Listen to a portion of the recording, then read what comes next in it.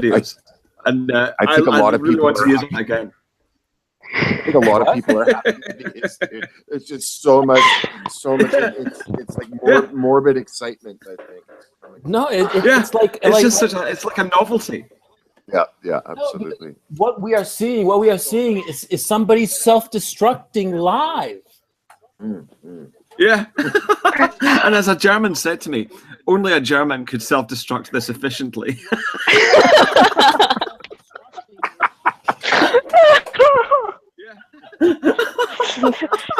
Accurate. Rip. All right. Okay. I'll try to make it less personal when we're. We're live. Yeah, we're live. What the hell? Why not? What do you think? Okay. Hello, everybody. This is Coach Red Pill, and I just decided to go live because it was just fun, and we're gonna jump right into it. I have great guests today, and this is the 10,000 subscriber live stream. And the people I've been fortunate enough to meet on the YouTube, on this corner of the YouTube, have been kind enough to drop by and help me celebrate this milestone. And I want to thank, first of all, my subscribers for very kindly, listening to my rants and raves.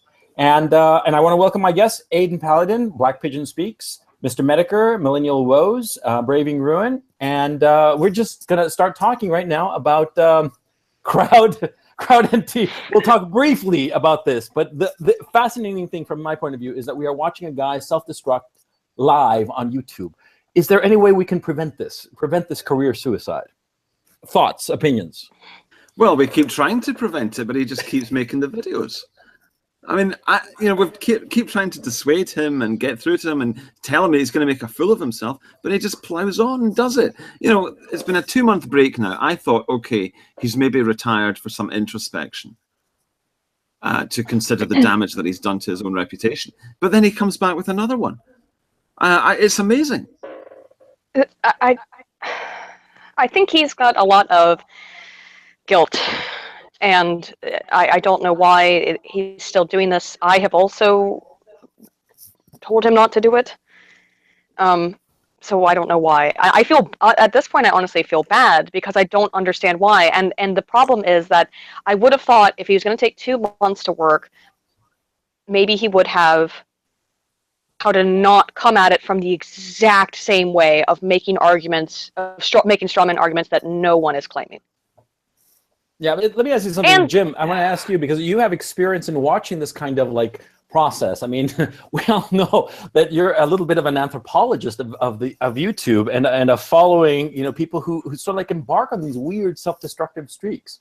First of all, I don't know if you've watched the latest video that Crowd put up, but regardless, I mean, what are your thoughts on this? I mean, what are you thinking? I mean, and what's going to happen here if you have any insight into that? Well, I've kind of watched this go down. I mean, I've heard people talk about it, and I saw a bit of the first 2 videos. I watched responses from I'm going to say his name wrong, the French guy, John something. You know what I'm talking about? Yeah, who was pretty ruthless in tearing apart the two videos that Crowd had put up originally. I watched a little bit of this one, and it kind of seems like the kind of the same vibe as the first 2, I guess. My understanding is this is more of this is less about him trying to prove a point about race realism, and it feels more like he's trying to get back at a group he feels slighted him over the rage the rage incident. And I think that's the kind of the motivation he's got going into it. I mean, I've watched his metrics on the videos and his sub count, and I don't know what he's going for with this. I guess it doesn't feel like he's trying to. It's too dry to be funny. If it was humor based, and he was trying to take the shit, the piss out of the alt-right, maybe that would work. But it feels to me at least like he's got a vendetta he's trying to work on because he's angry about, again, the rage thing and the kind of the reaction he got to it. And generally when that sort of thing is taking place, people don't let it go and they drive it into the ground. So he was going to do what, originally 4 videos? Yeah. I don't know what the last, has he even really addressed the main issue, the crux of what the whole thing was supposed to be about? I mean, he talked about RK selection theory. He talked about physiology and genetics in this one, but it seems like he's kind of meandering around the meat of the argument about race realism. I don't know. Do you guys think he's going to get to that in the 4th video? Well, what would you say is the meat of I mean, I would say there are 2 main pillars to race realism. The understanding that people prefer to be among people similar to themselves, racially, ethnically. And then the other one is understanding that believing that races are different mentally as well as physically. And he certainly hasn't tackled the first thing about ethnocentrism. I think this video was an attempt to debunk the idea that the races are mentally different. And right. you know, the crux that I'm going to take with my response video is I'm going to ask him, how are they not different? How did this happen? Yeah, because that is the preposterous notion. I mean, he even cited a statistic, though, that did show, for example, that Caucasian people have a higher, they're not as, or they're more prone towards alcoholism. So I don't understand how you can say things like that and then seemingly make this claim. Now, part of it is you're never going to come to any answer when you automatically discount all social science data. You can't come to the question about people choosing to be among their own, because that comes directly from evolutionary and social psychology. So you can't come to that. You can't. Yeah, I mean, you're going to totally discount social identity theory and group behavior and all of the stuff that has been studied to death and is, frankly, it's observable if you just look outside. Yeah, if you just look at how people behave, it's pretty self-evident. I mean, of course, it's nice to have research backing these things up, but if you're going to say that sociology and social science is inherently invalid, then you can't substantiate any of that stuff. You also can't look at the environmental factors that okay, so we have to use social science data in order to assess and account for the amount that environment has a role to play on intelligence. And we can do this through twin studies and through adoption research. But when you say all social science research is bollocks and you throw it out, well, now we can't even look at the amount that we can account for, which is between 10 and 50% on the upper echelon. I've seen, maybe that's a little reaching, but if you're just throwing out that data, because the whole thing is, okay, we've got data that showed this amount is accounted for by environment. We can find this through social science data. If you're not even going to include that in your analysis, then you don't come to the logical question of, well, within the regression model fit, if we can account for 10 to 50% with environment, what is the other 50 to 90% of the variance in the model? Is it heritability? Yeah. And the obvious thing is going to be genetics. The obvious answer to that is that characteristics are conveyed through the generations or by genetics. How that is, I mean, I just can't believe that anyone would deny that or even question that. It's so obvious. Well, the thing is also that it seemed to me that forget about the specifics of his argument. From my point of view, I look at it because I started watching it, and frankly, my brain just sort of oh God, and I just turned off because it seemed it wasn't so much what he was talking about, but rather his trying to win an argument that I don't see how he can actually win it. He's already done 2 videos on this shit. It's gotten him absolutely nowhere.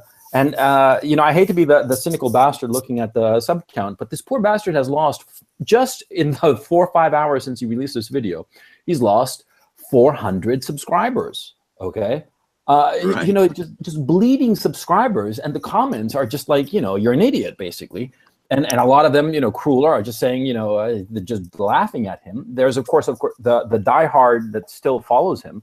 But the up thumbs to down thumbs, it's started heavy on the thumbs up, but now it's swinging irrevocably towards the thumbs down. And I feel sorry for the guy at this point. And a lot of people have DM'd me and said that, I should do a response video and just hammer at Kraut some more. But I feel bad. I don't want to kick the retarded kid in the playground. I'd look cruel, you know. I go through phases all the time with him. Sometimes feeling, and then I have reached out to him. I've sent him a message. Are you okay? But and then other times I think, God, you're fucking. It's that the ego on the guy is just terrible. Really, it's monstrous. I'm seeing in the chat, people are saying bring him on. Coach, do you want to bring Kraut on? If you can get a hold of him, he doesn't respond to me. I think he blocked me. He muted me, so I can't reach out to him. If anybody can get him happily on this stream, I mean, delighted. If you, Jim, can get him on, I mean, you have the internet magic or Millennial Woes. Yeah, and we won't do what we won't pull a skeptic community on him, is what you're saying. We're not gonna like have a skeptic community, as I call it, having 5 or 6 people just attacking one person. No, I don't think there's actually any malice here at all. I think agree. I don't sense a lot of malice in this group. I'm just saying, I think the entire skeptic community, if you actually look at it at this point, it's almost a referential joke, and they've done it to themselves just by the behavior that they've shown in these sort of streams. But also, I think the sort of implosion of Kraut and T in his channel is probably doing a lot to also break down the reputation of that thing. And I agree. I think somebody should tell him. I mean, this is not a hill worth fighting for, because you're not going to win anything from it. It's quite sad, because I actually like some of his stuff prior to that, and I think it's just it's all related to the Rage After Storm debacle. Yeah, and just the fact that he doubled down and called her a Nazi bitch and whatever. No, Nazi bitch queen. Nazi bitch queen. That's the one. And, that was disgusting. Yeah, I think it just needs to be put to rest for the betterment of everybody at this point. Yeah. Well, let me blow your minds and the minds of any listeners. I live in London, as you all know. London is a fairly large city. How many millions of people? 8 million at this point? 9. That's nothing, man, compared to where I live. Yeah, well, yeah, I know. London is a small town compared to Tokyo. Yeah, but here I'm going to blow your minds. This happened to me today, this afternoon. Like, I go downtown to close to Oxford Circus on Oxford Street. I go to a camera shop called Park Camera. I walk in because I'm looking to get this telephoto lens for this project I'm doing. And I walk in and I come face to face with Sargon of Akkad. No kidding. Of all people in the whole city, and he doesn't even live in London, and he's there to buy a camera, And this is just some random camera shop. It's a good camera shop, but it's not like the best in London or anything. And here I am, face to face, and we'd thrown some shit at one another via Twitter. But anyway, I offered to get him lunch because it was roughly around lunchtime. And he declined because he'd had a late breakfast, but he joined me for a cup of coffee, and we wound up shooting the breeze for 2 hours. And we had a delightful time. He's a smart man, and it was frankly a lot of fun. And I was really surprised. I think he was surprised too. And it was great. And anyway, my point is that well, I don't want to give away any confidence, because nothing that he said I don't think was in strictest confidence. But there is a sense that the skeptic community, he did not say this, but there is a sense that the skeptic community is sort of like falling apart, and that there isn't the cohesion that there used to be in the group, for various different reasons. And at least as an outside observer, and I think that Aiden and Braving and I have discussed this on other opportunities, there's a sense that they're sort of like trying to figure out where to kick to next, because the kicking SJW ass and kicking feminist ass is sort of like run its course. And so they're looking for like the next thing, as opposed to what I wanted to talk to you guys, which is rather than denigrating SJWs or kicking down feminists, it's the thing that I've noticed is that the strongest response I get to my videos are videos where I put forward a positive vision. And to be very specific, I put up 2 videos about 2 different writers, Alexander Solzhenitsyn and James Joyce. When I was young, I had a certain opinion about both men. And as I got older, my opinion changed. When I was young, I thought James Joyce was great. And as an older man, I think that he was a ridiculous figure. And I said that in my video about him. It was a negative video about James Joyce. Whereas the video about Solzhenitsyn was the opposite. It was, as I got older, I found more worthwhile in him.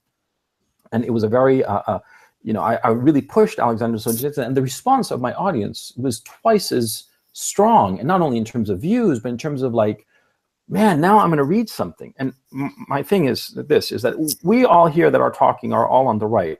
Shouldn't we sort of like readjust our direction of our content, and instead of like, saying how negative things are, shouldn't we try to formulate a more positive vision that people can get behind and aim towards?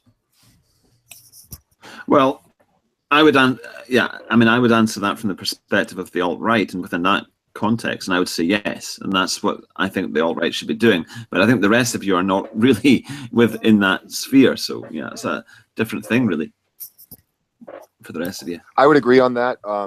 One thing, though, is you have to realize that in bad times, you've got to be able to point out the negative that surrounds us. But I agree that you can't only be looking at the negative. And I think things like feminism and social justice warriors, the lowest hanging fruit of all. I mean, how many times can you rehash about how these feminists are crazy with their dyed hair? I mean, you can, poke fun at them, but I mean, it's the same thing with social justice warriors. I mean, it's once the battle is yeah, I mean, once the battle is won, continuing to go on about that just seems morbid and lazy and a bit cruel as well. Yeah, I mean, I honestly have a lot of sympathy for SJWs.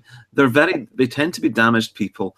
I think they are victims of the age, and also I think they are at least reaching for something. They're trying to build a better world, even though they're fucking nuts. I don't hate them, and I think they think they're building a better world. They're not trying to build a better world. They think they're trying to build a better world. And what they are actually, in fact, is building something that nobody will want to live in. I mean, this is the thing. I mean, it's not a world. It's not a world that I particularly have any interest in living in. That's for sure. Well, Sargon had an interesting opinion about precisely that. He characterized the SJWs and feminists as really petit bourgeois. Petit bourgeois constantly worried about what other people think, as opposed to having an absolute morality that guides them forward. Because if you notice, SJWs and feminists, they are constantly virtue signaling and constantly devouring one another if any one of them sort of like steps out of line, just like the bourgeois. Yeah, they constantly throw stones in glass houses. But doesn't Braving have some experience with this? What does that mean? Not just being thrown under the bus for having an opinion that might not correlate with what his group at the time had. I think you have some experience with that, don't you? In some sense, yeah, but I think with regard to SJWs or even just more kind of standard lefty liberals, I think I tend to agree with what Coach is saying here, where they just seem to be over-socialized and really overly concerned with what other people, with what their social in-group and what the society at large is going to think of them and what the institutions will think of them. And so I think if you were to take the average SJW and stick them in any other time and place, they would handily chameleon themselves to fit that time and place, and they would just go along with whatever the prevailing ideology of that time and place happened to be. And I don't think it would really matter what that prevailing ideology is. It's why that term bugman is so good and so accurate, that they are like insects just going along with, whatever the social norm and whatever they think is most socially acceptable and desirable. I think in the case of it, one thing is fringe ideologies or extreme flavorsome ideologies tend to attract people who are damaged. I mean, they don't have their own life sorted out.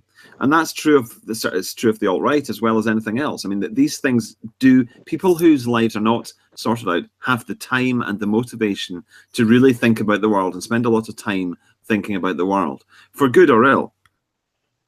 But so there's that. But in the case of the SJW, I also... Yes, it would include most people who are into YouTube politics, to be honest. Yeah.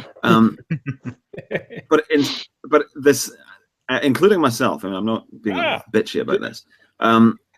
So, but the other thing about this, and so what I was going to say was that backs up Ruin's point that these people SJWs today are just, they're the ideologues who would latch onto whatever ideology was in vogue.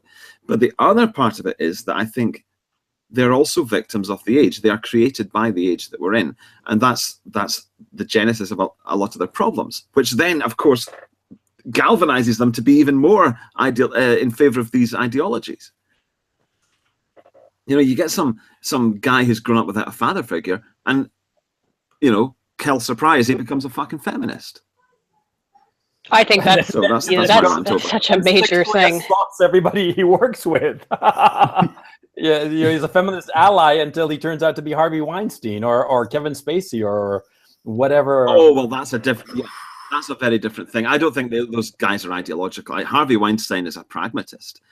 I think that's a very different. They just espouse feminism because it's it's the thing to do to get by. Yeah. They're not SJWs. Well, but anyway, going back to this crowd situation, just to tidy that issue off. I don't know if anybody here... Well, I sent him a message on Twitter, and he hasn't replied yet. So. Okay. Jim, I don't know if you have any entree to that particular individual, if anybody else does.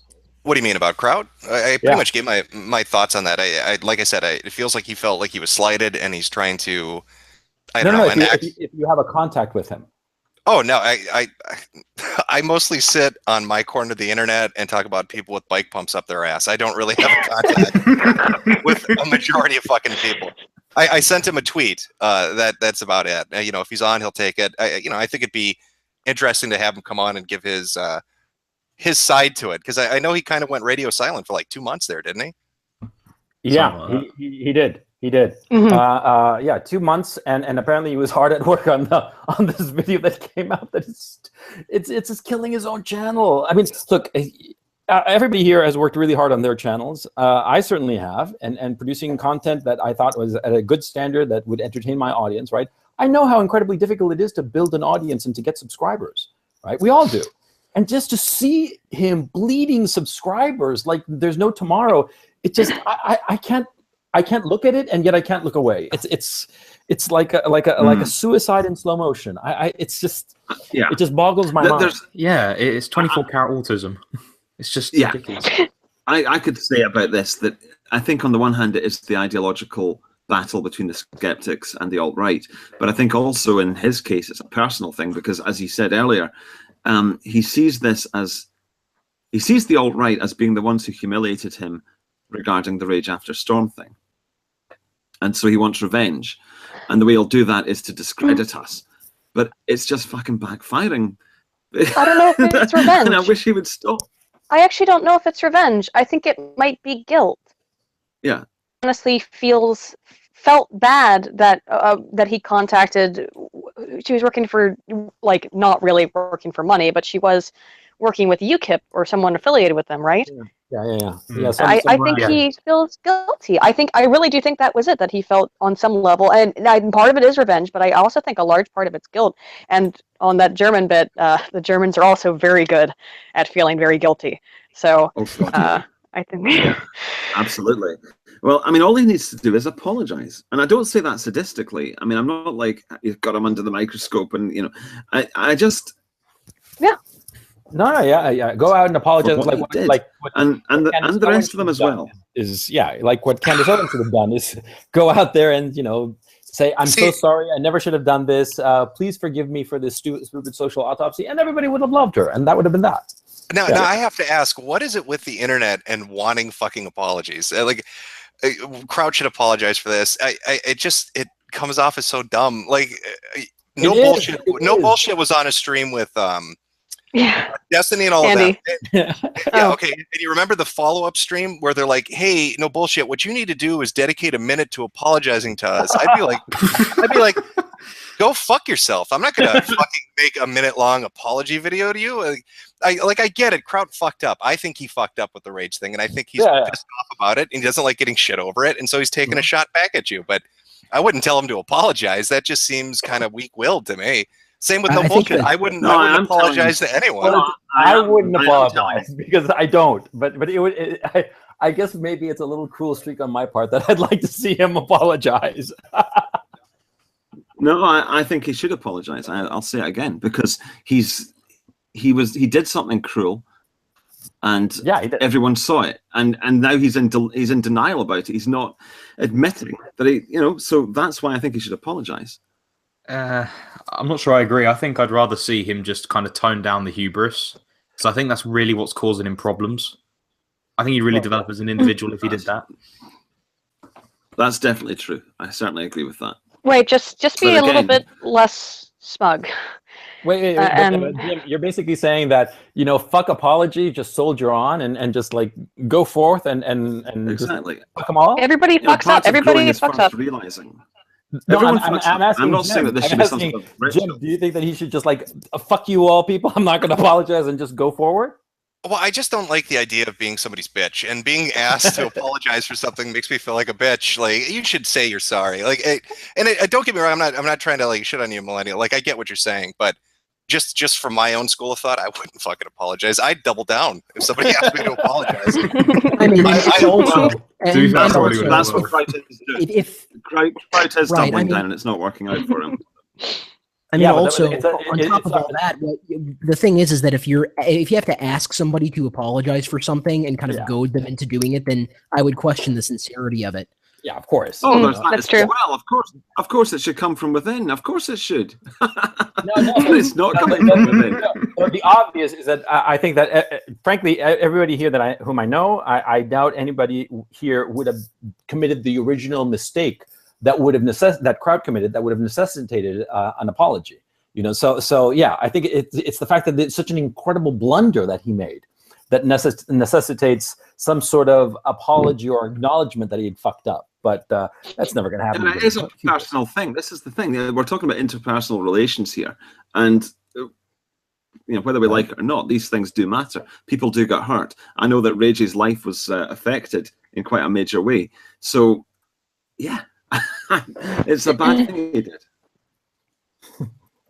Well, anyway, so going back to it, what's the thing that we can do to sort of like elevate the conversation? Because it's something that's weighing on my mind, and it's something really important, because I think that I hate to sound like a fucking lefty faggot, but this whole negativity, I don't think it really helps. It has to be like something to strive towards, and people always want to strive towards something. It's human nature. We all want to strive towards something bigger than ourselves that we are all a part of. And I think back also over the last week, the whole "it's okay to be white" thing.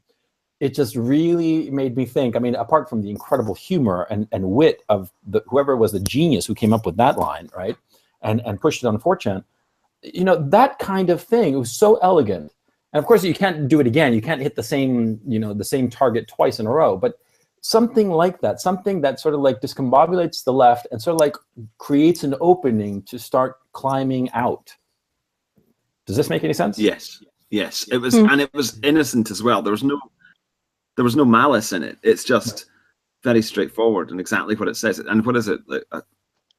Five words. Mm-hmm. So it's tremendous. Yeah. And as you say, it's like a start. Yeah, exactly. So how could we like build on something, build on like that, build towards something that people want to something that they can strive towards. Okay.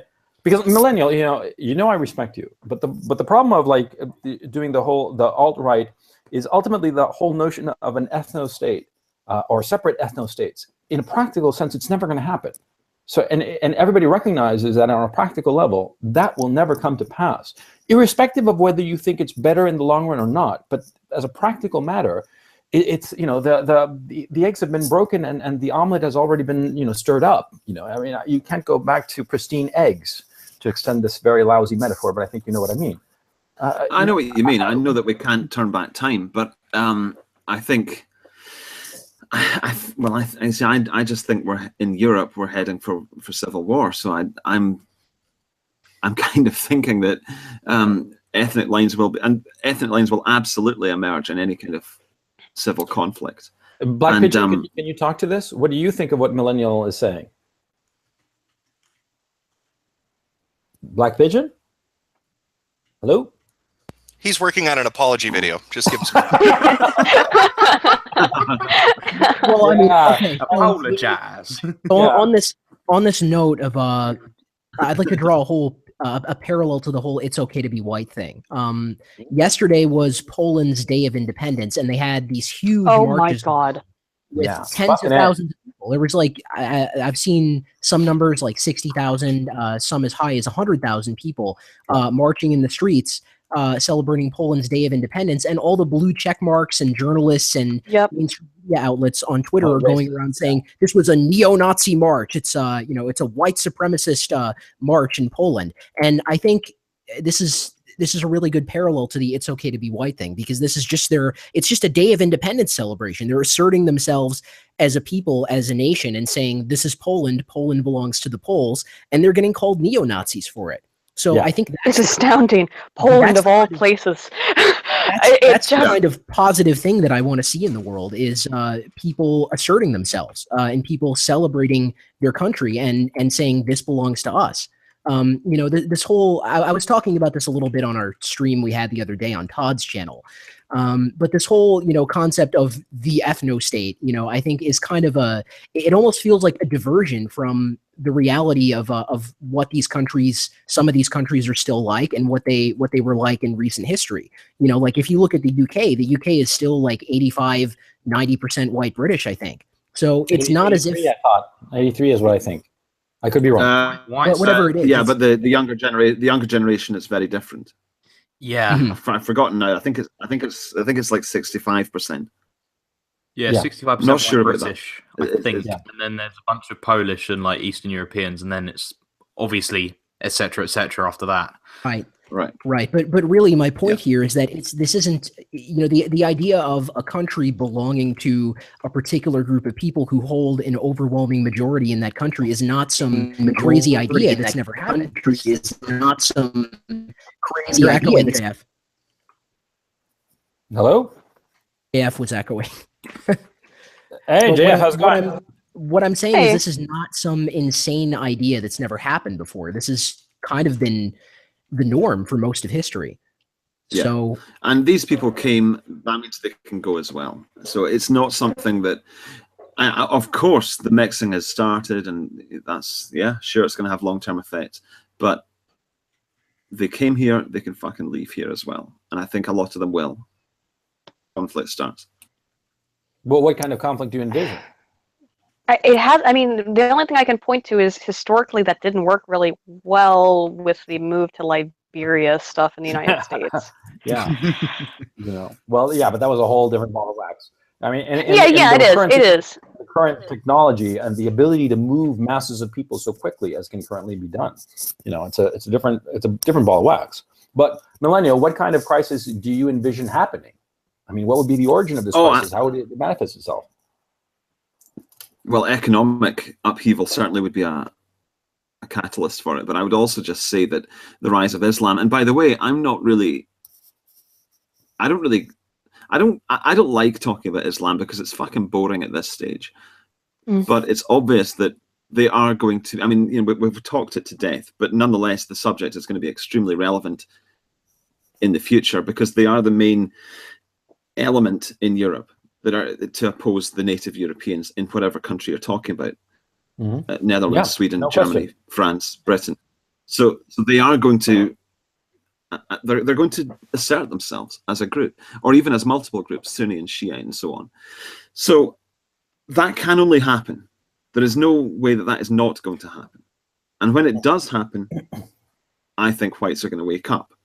And I think they're already waking up, but it's going to happen in a much bigger way then. The sex grooming thing. What about the ghettoization of London, where you have these huge sections of London that are just completely Islamic, Muslim? You know, and nobody's doing anything. I mean, my thinking, and to the Europeans, you know, you're going to have to forgive me for saying this, but it seems, from my point of view, as a Latin American, is that it seems that Europeans are sort of exhausted. It's as if they've just run out of gas, and this particular enemy is just happens to be, you know, infiltrating their countries and taking it over, and the Europeans just seem exhausted. Is this me? Or I think that's true. I think that's true. But when you're talking about an individual who's exhausted, that's pretty much terminal. When you're talking about a group that's exhausted, there are far more forces that can operate within that group and cause it to no longer be exhausted. You know, motivators, in other words. So, and I think one of those motivators is the threat of extinction. So that's what I think is going to happen. Let's get John Fine here. What do you think, JF? You there? How's it going? He's sorting out his audio. He says he's sorting out his audio. Hey, hello everyone. Hey, how's it going? So is my audio better now? Yeah, sounds good. Yeah, it's going well. So I came here to celebrate with you your 10,000 subscribers and to defend Islam in the stream. Come on, guys. Islam is a great religion. Wait, I don't think I heard properly. But what are you thinking of what Millennial is saying? That there's going to be some crisis, and this will re-energize the people of Europe, and the people of Europe will rise up in righteous fury and wipe aside the Muslim yoke that has been. Well, it's either that or Europe ceases to exist. I mean, this is basically all or nothing. Well, my thinking is that Western Europe is lost, and that everything east of the Oder-Neisse is where we have to make our stand. The Oder-Neisse is where we have to make the stand of Western civilization. And I'm not being facetious here. And this is what I truly do believe. And I don't know if it's hear lost. Aiden is smirking, sighing. One or the other. Well, what do you think, Aiden? Oh, no, I don't know if it's lost, but I think Millennial Woes is probably right that if it's going to be saved, it is going to come probably down to conflict. The percentages and the reproductive rates of these migrants are such as, yeah, I don't know what else would happen. The Eastern Europeans are basically saying, fuck you to the EU. So, like, Poland is an excellent example. Right. But, it's nut up or shut up. So it's either you're going to have to fight or go quietly into the good night. That's it. I don't know what else. Well, I mean, happen. to Millennial Woes' point, there was a recent global poll on immigration by country, and even in Western Europe, you have very significant pluralities, not majorities, but large pluralities of the host populations in Western Europe by country. Depending on the country, it's 30, 40, 45%, in some cases 50%, who are saying, we don't want this. So you already have a significant portion of the population saying that they're against this and expressing it. And you can see it on social media. You can see it on news articles, and you can see it in the way that people are constantly being censored and criminalized by their intelligence services, by the police. The UK has this ongoing problem with somebody saying something racist or distasteful on social media, and the police come and haul them away and charge them with a hate crime. So it's not like this backlash doesn't exist. Even now, there's a ton of people who are expressing their opposition to what's going on. So I think the nails are clamping down because of this, right? The nails that the organs of the state are clamping down harder and harder and harder on people because they know that this is a living arrangement that doesn't have a future. It is, whether or not the Oder is the last stand or whatnot, there is definitely social upheaval coming, because the thing is it's unprecedented in human history that people will just hand over their ancestral homelands without a fight. And it's just, whether or not it's I mean, I'm going to agree with Woes on this. And one of the things you guys got to remember is that the ethno-states in Eastern Europe were accomplished at the end of the Second World War with the massive expulsion of millions of Germans from, all over what is now, Poland, the Czech Republic, Slovakia. And these things have happened. And what happens is that because we live in times that are just, for lack of a better word, decadent, there's this idea that nothing can possibly change, but change can come fast. I'm not saying it is going to, and I'm not necessarily going to say it's a good thing that it does, but the thing is that human beings, if given push comes to shove, aren't going to, I think, quietly go off into the night. Places like the United States, because of its size, people are able to self-segregate just because of the enormity of the country. European countries are just, they're postage stamps. And you've got people like, I grew up in a country called Canada, which is, when I was growing up, it was about 25 million. Back in another 10 million. Recently. But the place is just enormous. And if you really wanted to, you could just go off into the woods and never see another human being for the rest of your life if you wanted to. But in Europe, I'm going to be taking, which is exactly what I did. It's tiny, so it could happen. No, but my thinking is also that Black Pigeon and I were speaking the other day about the potential for an economic crash, which I think, Pigeon, you correct me if I'm wrong, we both seem to agree that it's sort of like baked in the cake because of the policies carried out by the central banks over the last decade, specifically everything that's gone on after the global financial crisis of 2008, that the over-indebtedness has led to this bubble. And once this bubble bursts, which is inevitable, and yet everybody who says that it's inevitable, we're waiting expectantly, and year after year, quarter after quarter passes, and the bubble still doesn't blow up. But anyway, supposing it does eventually explode, which we think it will, Black Pigeon, do you think that would create the catalyst, the crisis necessary to sort of like snap Europe out of this? I certainly do, because I think that the situation just now is sustained because people are comfortable. And as long as they're comfortable, that's all they fucking think about. I agree. It's very difficult to motivate the normie.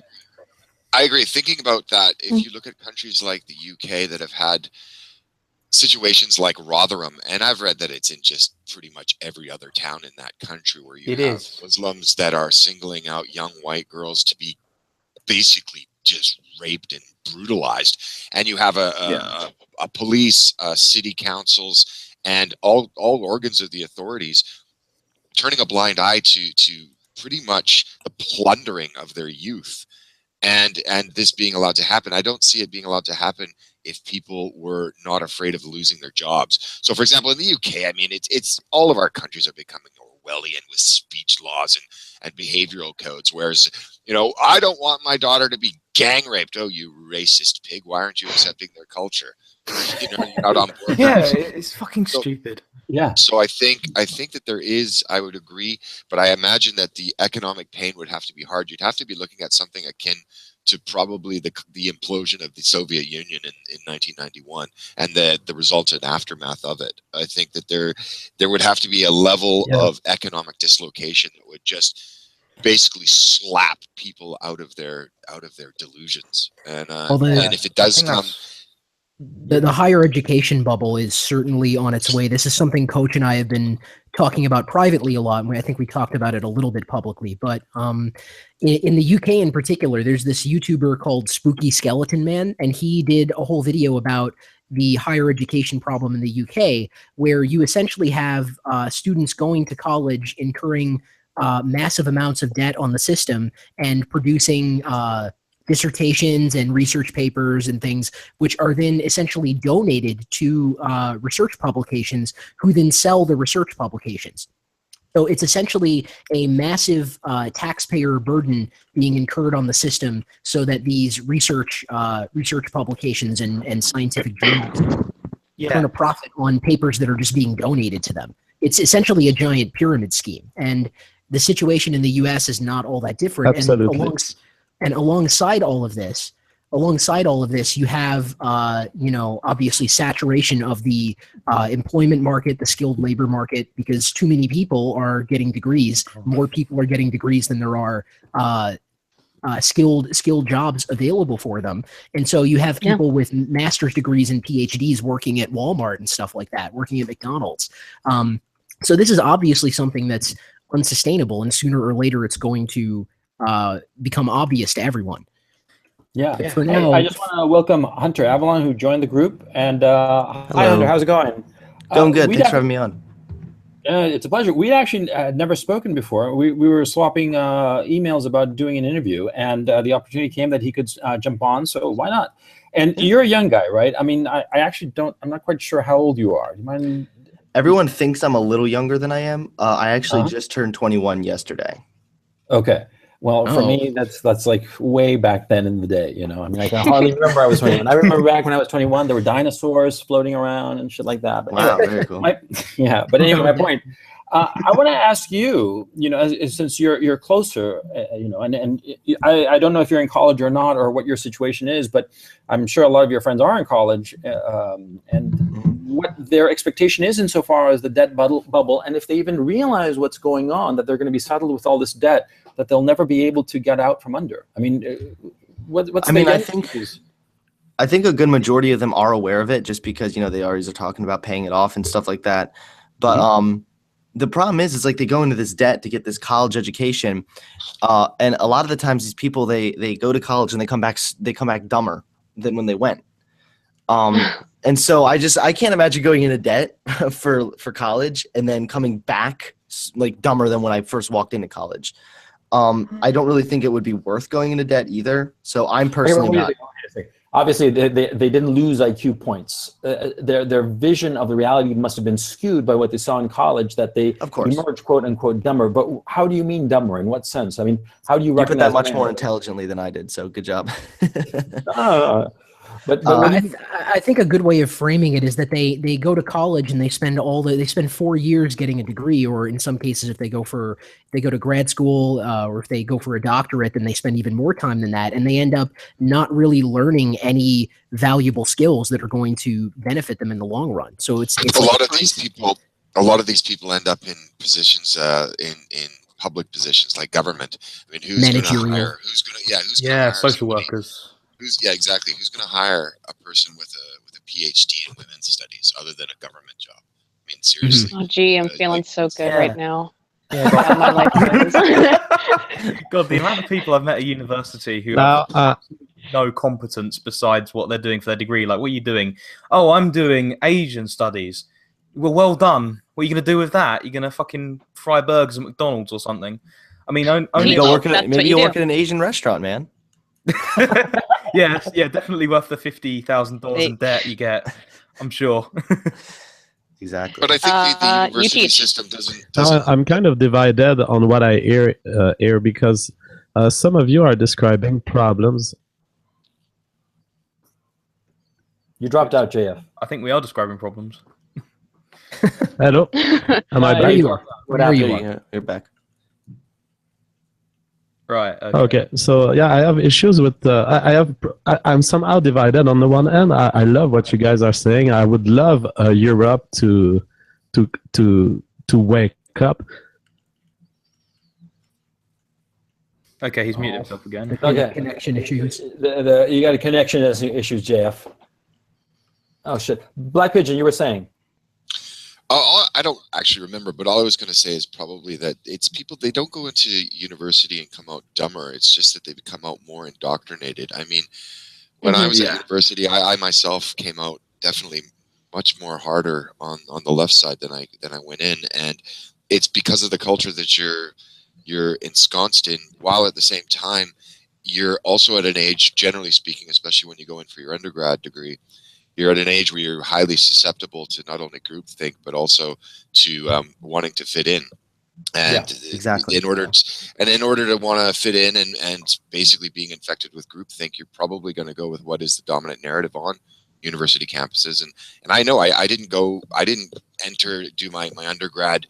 I didn't enter really with any sort of ideological underpinnings. I think I was more of a centrist, but I did come out not far leftist, but I did come out as a very ardent disliker of conservatives, and it's something that took me kind of years to wash off the brainwash that I had.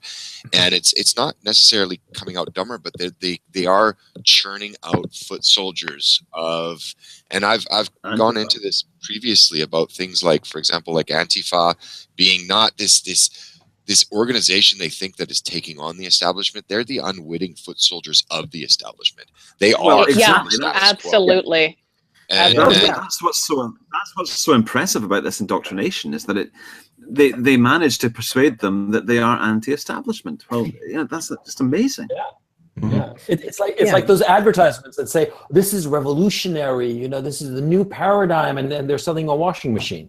You know, it's somehow been able to market it so effectively and so as breaking boundaries, when in point of fact it's so bourgeois. You know, and one of the other things that drives me a little bit nuts is that feminists, and nobody else seems to notice, that feminism is the kid sister of corporatism, because feminism serves as the handmaiden to corporatism by keeping women in the labor force and having them not have children for everybody. Exactly. You know, cheap labor. That's what it does. It's also, they don't need a family, and you know they'll be fulfilled by having a career. And once they hit 50 and they've got 6 cats, this is the dream that they should be rooting for. And then they kill themselves, and we wonder why. Freedom. I mean, going to rewind a little bit, tying into this foot soldiers of the establishment thing. In the U.S., we have this political organization called DSA, Democratic Socialists of America, and these are basically they're like a notch away from Antifa in terms of extremity. They're basically like the Bernie bro, free college for everybody, free healthcare for everybody kind of people, and I consider them a pretty significant long-term political threat, because they say things that people like hearing. So when it comes to these various issues, like if we're talking about the college thing, their solution is to just give everybody free college, which of course is, I think everyone here understands that will just exacerbate the problem. When it comes to, I think when it comes to wages, we want a living wage for everyone. We want higher wages for the working class, but also we want mass immigration, which depresses wages.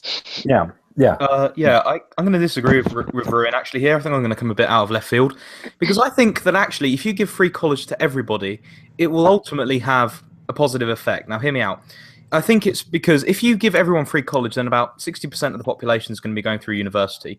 That's going to create a massive bubble, which will eventually burst as people realize that they're worth nothing, which will mean that obviously the people going into university are going to drop a lot lower, so you're going to get far lower people indoctrinated over the long Look term. at Evergreen College in Olympia, Washington. They have a 98%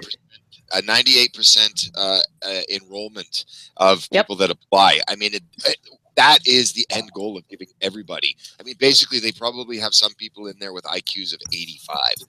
Right? And so Mauritian has taken the accelerationist route here. Let it all burn, and let's just make it collapse faster. Yeah, and I don't necessarily disagree with that, but in terms of like, I'm thinking in terms of like having a functional system long term, it's a terrible idea. But if you want to crash everything, it's a great idea. I think here in Western Europe we're a bit past that.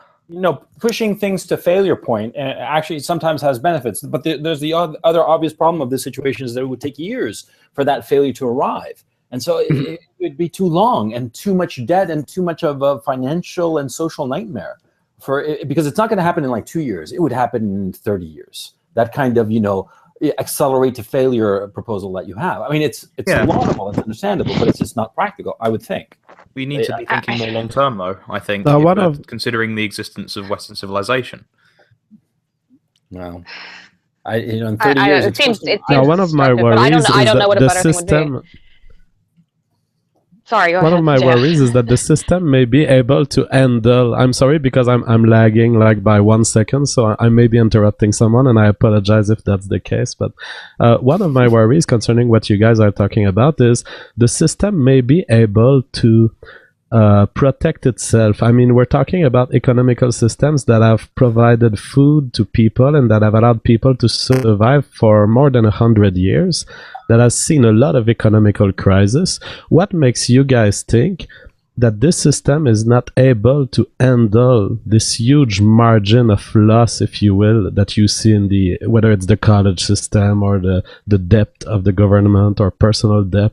It seems that this system may be able to handle all of it to a point where no revolution may happen within the next 100 years. Jesus, that's a depressing thought. I think that is one of my big fears, is that the neoliberal order is just too well insulated and too entrenched to ever really fall apart, and it'll just kind of be a slow devolution of everything we care about. That's like the true nightmare, is just never seeing any of this change ever. Yeah, but that's predicated on no curveballs at all being thrown, and as we know, history has a way of throwing curveballs.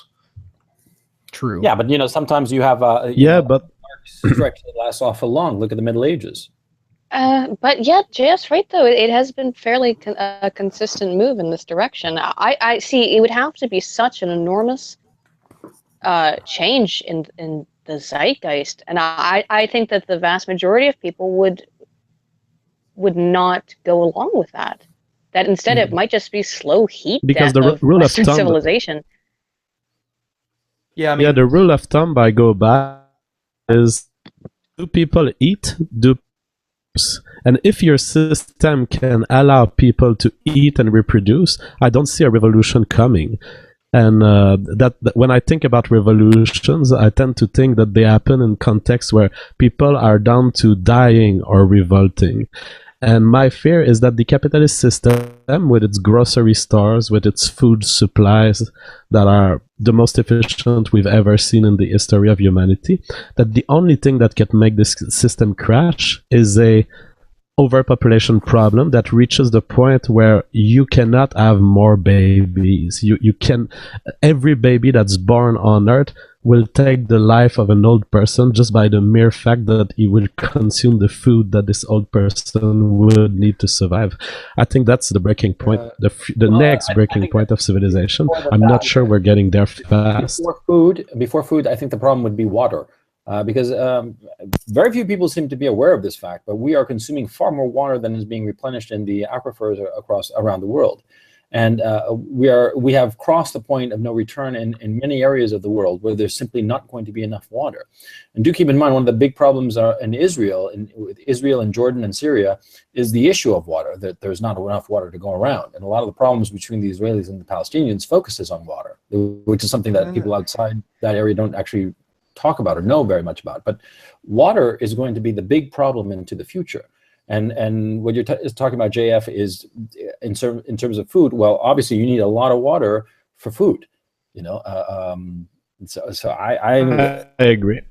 I think that's one of my fears as a Quebecois. We may be one of the last place on earth with lots of water. I'm very afraid that there will be military pressure on my country eventually.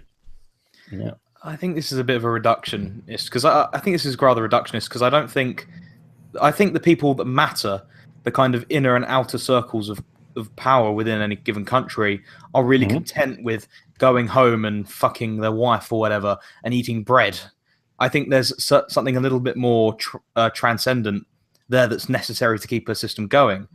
I mean, let's not forget the people who started the French Revolution. The people who started the French Revolution had plenty of wives to fuck and had plenty of bread to eat, but they wanted power, and they thought that the establishment had the wrong ideas, and they still did it. They just rode a pre-existing crisis. Yeah, I mean, it's just so hard to predict all of this. Well, Jim, what do you think? And by the way, I just called Destiny. He might be showing up, so you'll have no, I'm gone. Please don't. No, I'm teasing. Yes. I'm teasing. I think the only way I can speak to Destiny is here.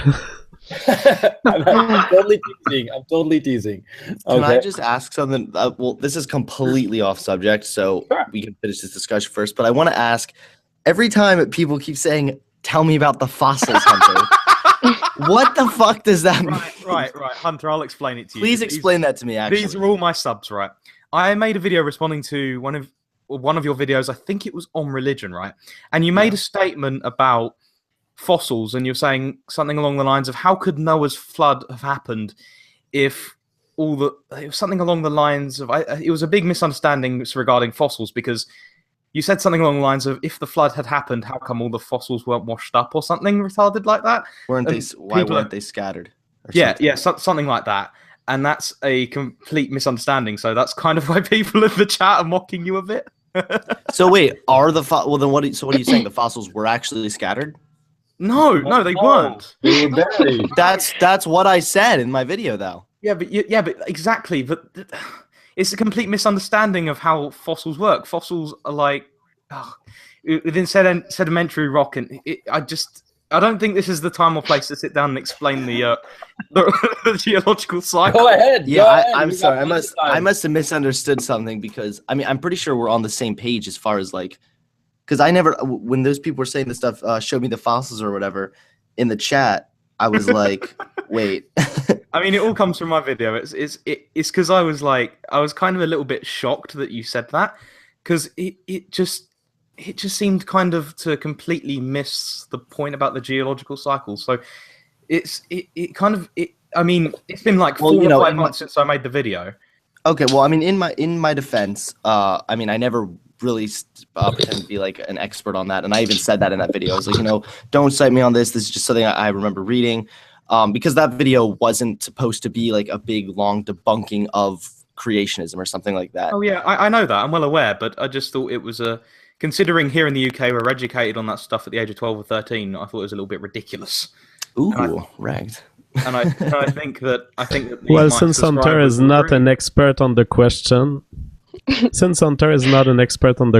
and I am, I will say for the record, because I know that my biologist friends will hate me if they see me stay silent in front of Mauritian, I will simply say that the evidence is overwhelming concerning dinosaurs, concerning all life forms on Earth. They have not been preserved 6,000 years ago or 60,000 years ago. They have been evolving for 4 billion years. Mm-hmm.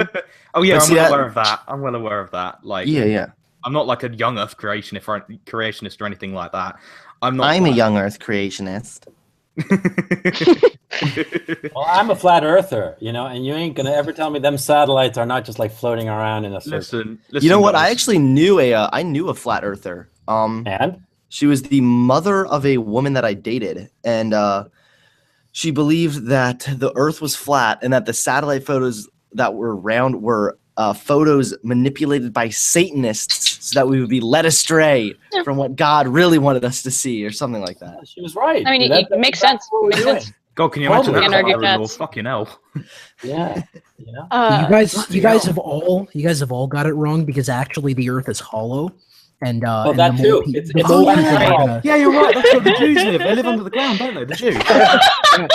Although the Jews are actually lizard mole people, people from inside the lizard hollow people. Earth. They're mole people. Have you never heard of the country of Infra Israel, guys? Come on, it's under the ground, like 10 feet below.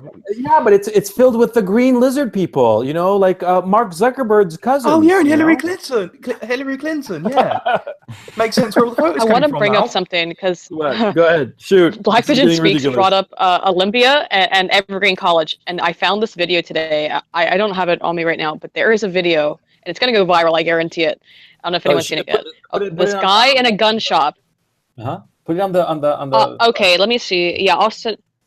Oh, it'll be difficult for me because it. Okay, yeah, whatever. You because I'm show it like- later. Okay. Whatever. It is a guy who owns a gun shop in Olympia, so this is probably an Evergreen student. Evergreen student is dressed all in black, dressed like Antifa. Comes in. He's got a Gadsden flag and a 13 Colonies flag hanging in the front of the store, as well as a poster of from Boondock Saints. Mm-hmm. And this fat thing comes in, says, "Hey, do you sell guns to kikes?" And he's like, "What?" He's like, "Do you sell guns to kikes?" And he's like, "What's a kike?" And it says, "Well, I figured, you know, a Jew. I figured you didn't because you're a Nazi. I saw your Nazi flags out front." This fat thing then proceeds to, he has these Bibles, and he's like, "What are these Bibles for?" And he's like, "Oh, they're free. You can take one." So he says, "So can I take all of the Bibles?" He's like, "Do what you want. You can take them. You can read them. You can burn them." So, oh shit. Okay, so he's like, "All right, I'm gonna take them all and I'm gonna burn them," and then walks right up. Now this thing weighs like 300 pounds. Walks outside of the store and immediately starts tossing the Bibles at the store and onto the roof. And like doing these little like tippy-toe jumps. That's really hilarious. Fag jumps? Are you talking about fag jumps? Jesus, autism's a choice. Like little, like you get about an inch off the ground and like clacking their heels together when they do it. And then the guy starts to call the police. The thing walks back in. I guess realizing its mistake, and just oh my god, it's the most. I'll have to post it if I can. This is the most hilarious fucking shit. Ends up, yeah. On Twitter, and I'll post I will. it for everybody. Okay, I'll see if I can get it. I have it on my phone. But that kind of idiocy happens all the time. It's so beautiful. It was just this is the average Evergreen student. I guarantee they're an Evergreen student since it was Olympia. But Hunter, I mean, you're in touch with like younger people, right? I mean, and Mauritian is too. But Hunter, you're in the U.S., and I'm very curious about the American situation.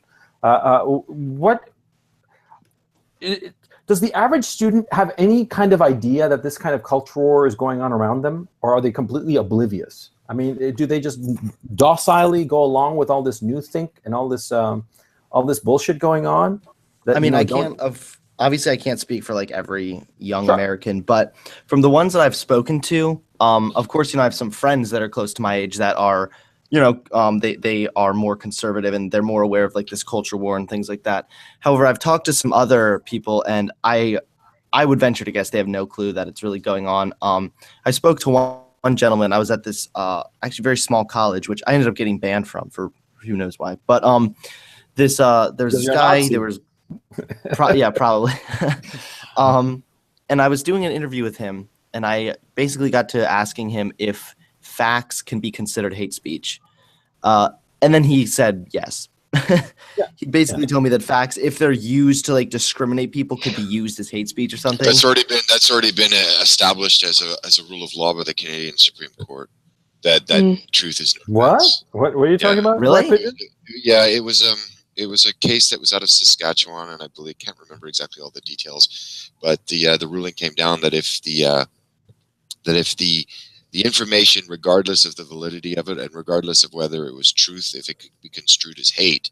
So let's say if you wanted to bring up Muhammad, the Prophet Muhammad, when he was in his late 50s, he put his penis into a child of 9, and you know, he did, and this is, you know, part of the hadith. It's part of the historical record, at least insofar as it's recounted within Muslim in the canonical Muslim scriptures. And because now people in the West would have a problem with that if you brought that up, let's say in a conversation with a Muslim, and you'd say, well, I have a problem with that, you would be offending that Muslim or embarrassing that Muslim within a context that could be construed as hate. So yeah, the truth is not, and is no longer, in a lot of countries. The United States is one of the very few countries that protects freedom of speech.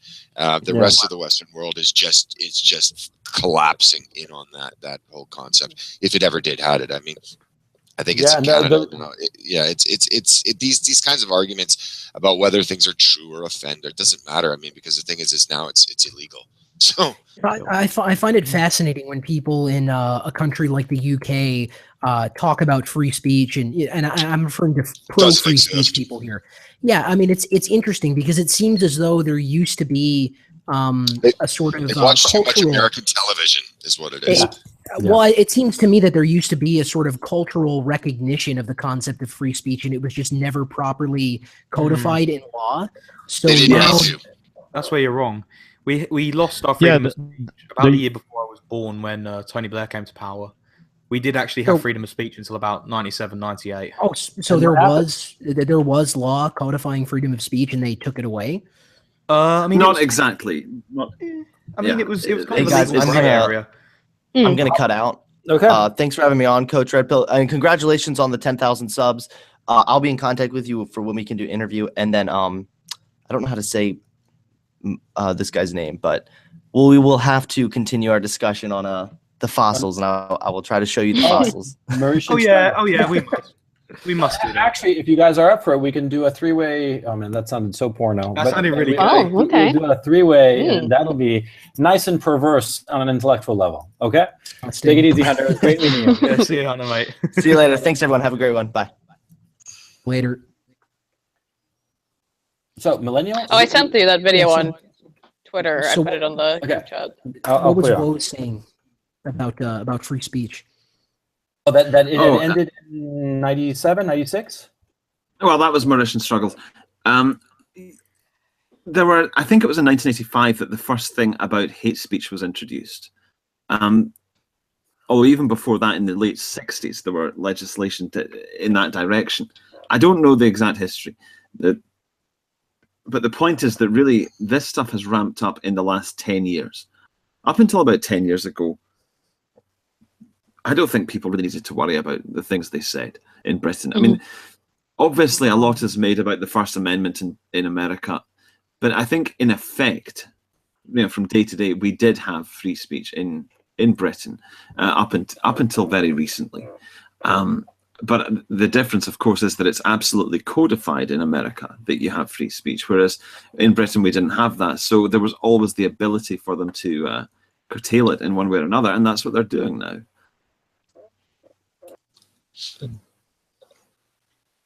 Well, I don't have anything to say to that. What I can say is that, at least in the United States, the Supreme Court, divided as it is ideologically, presented a unanimous decision, 8-zip, on the Tam case, which, if you know, it was a case involving, I believe, the Patent Office, that a group called the Shins, a rock group called the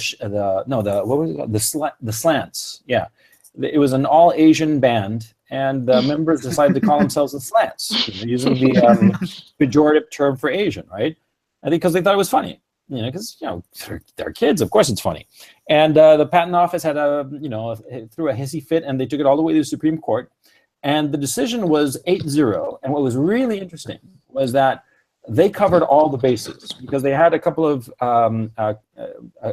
decisions. It wasn't a single unified decision, but in each of the decisions, it was clear to observers of the Supreme Court that the justices coordinated it, because one of the justices' opinion, the majority opinion, sort of like went through the whole notion of the TAM case, of how the slants were allowed to do it and the government couldn't say anything about it. And the other took a more macro perspective. The other decision, the concording opinion, took a more macro approach to the problem. And it sealed every door possible and basically made it clear that hate speech doesn't exist in the United States. I mean, it was obviously the desire of the court insofar as that's concerned. So that's, a little bit of a relief to think that at least one branch of government is actually doing its job to protect and police free speech. Mm-hmm. But it took a number of years for this decision to finally come down, to go up the ladder of the courts and finally come down with a decision, But I think the next step on this front is really to go after the academic institutions, go after the universities, because they for whatever reason, even in light of this decision that you're describing, they're still allowed to have their own hate speech policies and expel students for so-called hate speech and all this stuff, and no one is really doing anything about it. What drives me nuts? What can you do? It's not even that the hate speech. It's like, for instance, Black Pigeon here has 3 videos in limited state, and I've seen all three of those videos, right? And they're all squeaky clean. He doesn't say a single curse word. The images are completely, milquetoast. And one of the videos. It's all news that was available from mainstream media, like the Garden, the Independent. I mean, nothing, no Daily Storm or some crap like that. Okay, it was all squeaky clean, and that was put into limited state, which leads me to conclude that these people are afraid of ideas. And it's not that they don't like the ideas; they're afraid of them, because you don't put something into limited state unless you're deathly afraid that somebody's going to see it. I mean, there's. Well, absolutely. And the hilarious, at least to me, thing is that is exactly how you make ideas more appealing to people. Psychological reactance, people want to call it the Streisand effect. I would call it psychological reactance, or as Cialdini calls it, scarcity effect. The second you make something dangerous, it becomes much more attractive. Oh yeah, there are actually websites springing up now that are essentially indexes of videos that have been put in limited state. So people are actually creating registries of limited state videos where you can go and look them up by name or look them up by the uploader's name or whatever. So people are already committed to making sure that people see this stuff. I think it's called the censored list.com. Yeah, it's something like that. Yeah. I can't remember the name. It is. Yeah, it's something of this sort. Yeah.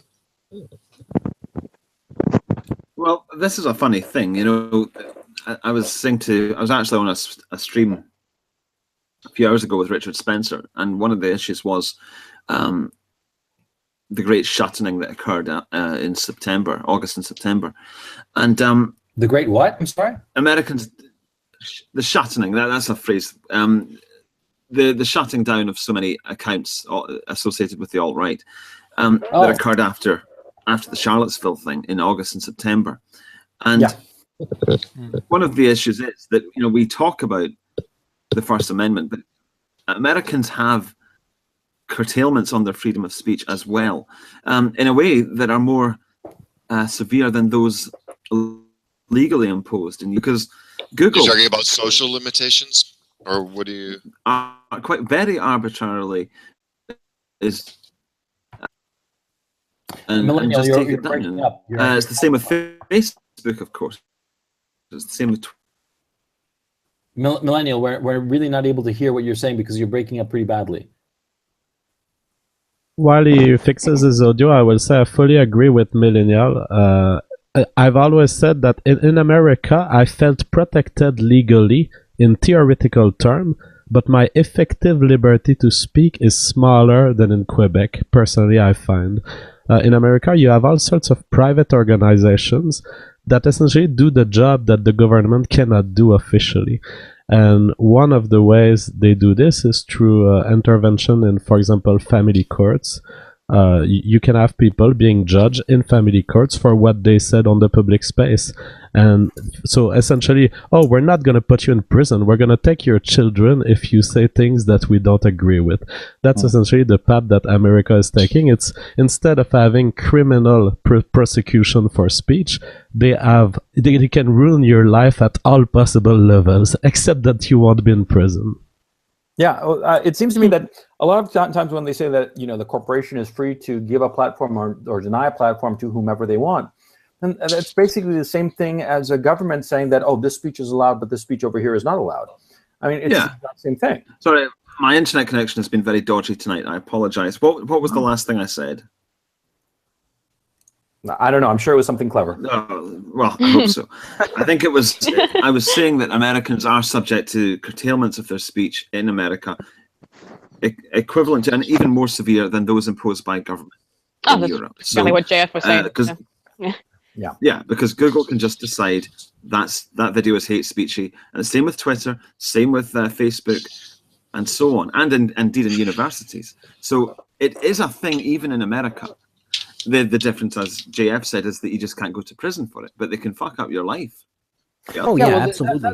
Right. That's why my thinking is that all these these big tech companies have to be broken up. Because my thinking is that, see, we have Amazon, Apple, Facebook, and Google, which dominate the whole internet for most people.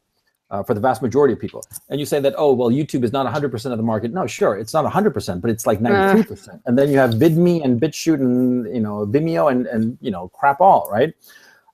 It's too much power that's been concentrated. And the thing is, it's actually any iterative trading game, you're always going to wind up with a monopoly player.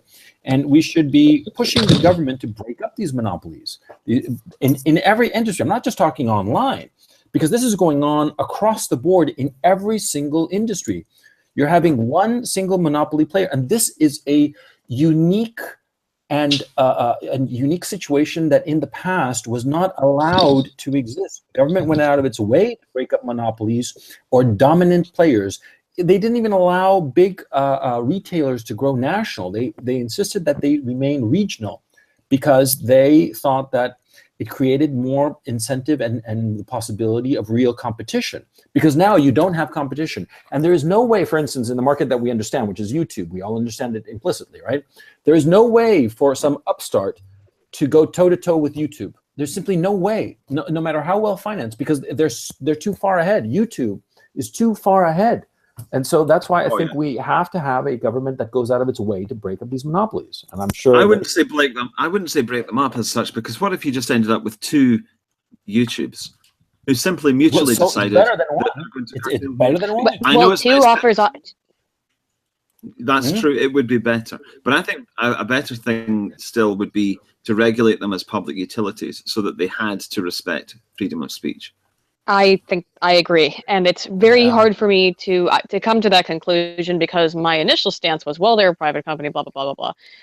But at this point, they're not. They're too ubiquitous. They have become essentially a public utility. Well, libertarianism, but the thing is, but I mean that would actually be ideal. I actually agree with Woes here. That would be completely ideal, because, you know, in light of the ruling that Coach was describing about how hate speech doesn't exist and you have to guarantee free speech from a government perspective, if these services became public utilities, they would be beholden to that, would they not? Yeah. Well, actually, the government should be enforcing the TAM ruling. I mean, look, Prager University is going after Google, and they have the money to fund the legal case. And I think that the Prager case, Prager University had some videos that went to limited state, and they're saying that it's censorship, and it is censorship. There's no other way to look at it. And so, because whatever Prager University, we've all seen their PragerU posts, you know, none of them are particularly controversial, you know, and they don't lie or not blatantly lie. You know, they might gild the facts a little bit to suit their political agenda, but nobody's claiming that they're liars or saying, you know, or saying anything outlandish. And they're taking Google. That's the thing that I find that really bizarre about the PragerU thing, because they basically just spout standard Republican talking points. They don't say anything controversial. Right. By the way, have you guys been watching Tim Pool's recent series? Wait, have you seen Tim Pool's recent posts about these weird garbage meme videos? Yeah, the kids one. I had an actual question for you. That's a pretty old story, though. That's been going on for. I read about that months and months ago. I had never heard of it. The weird YouTube videos for kids.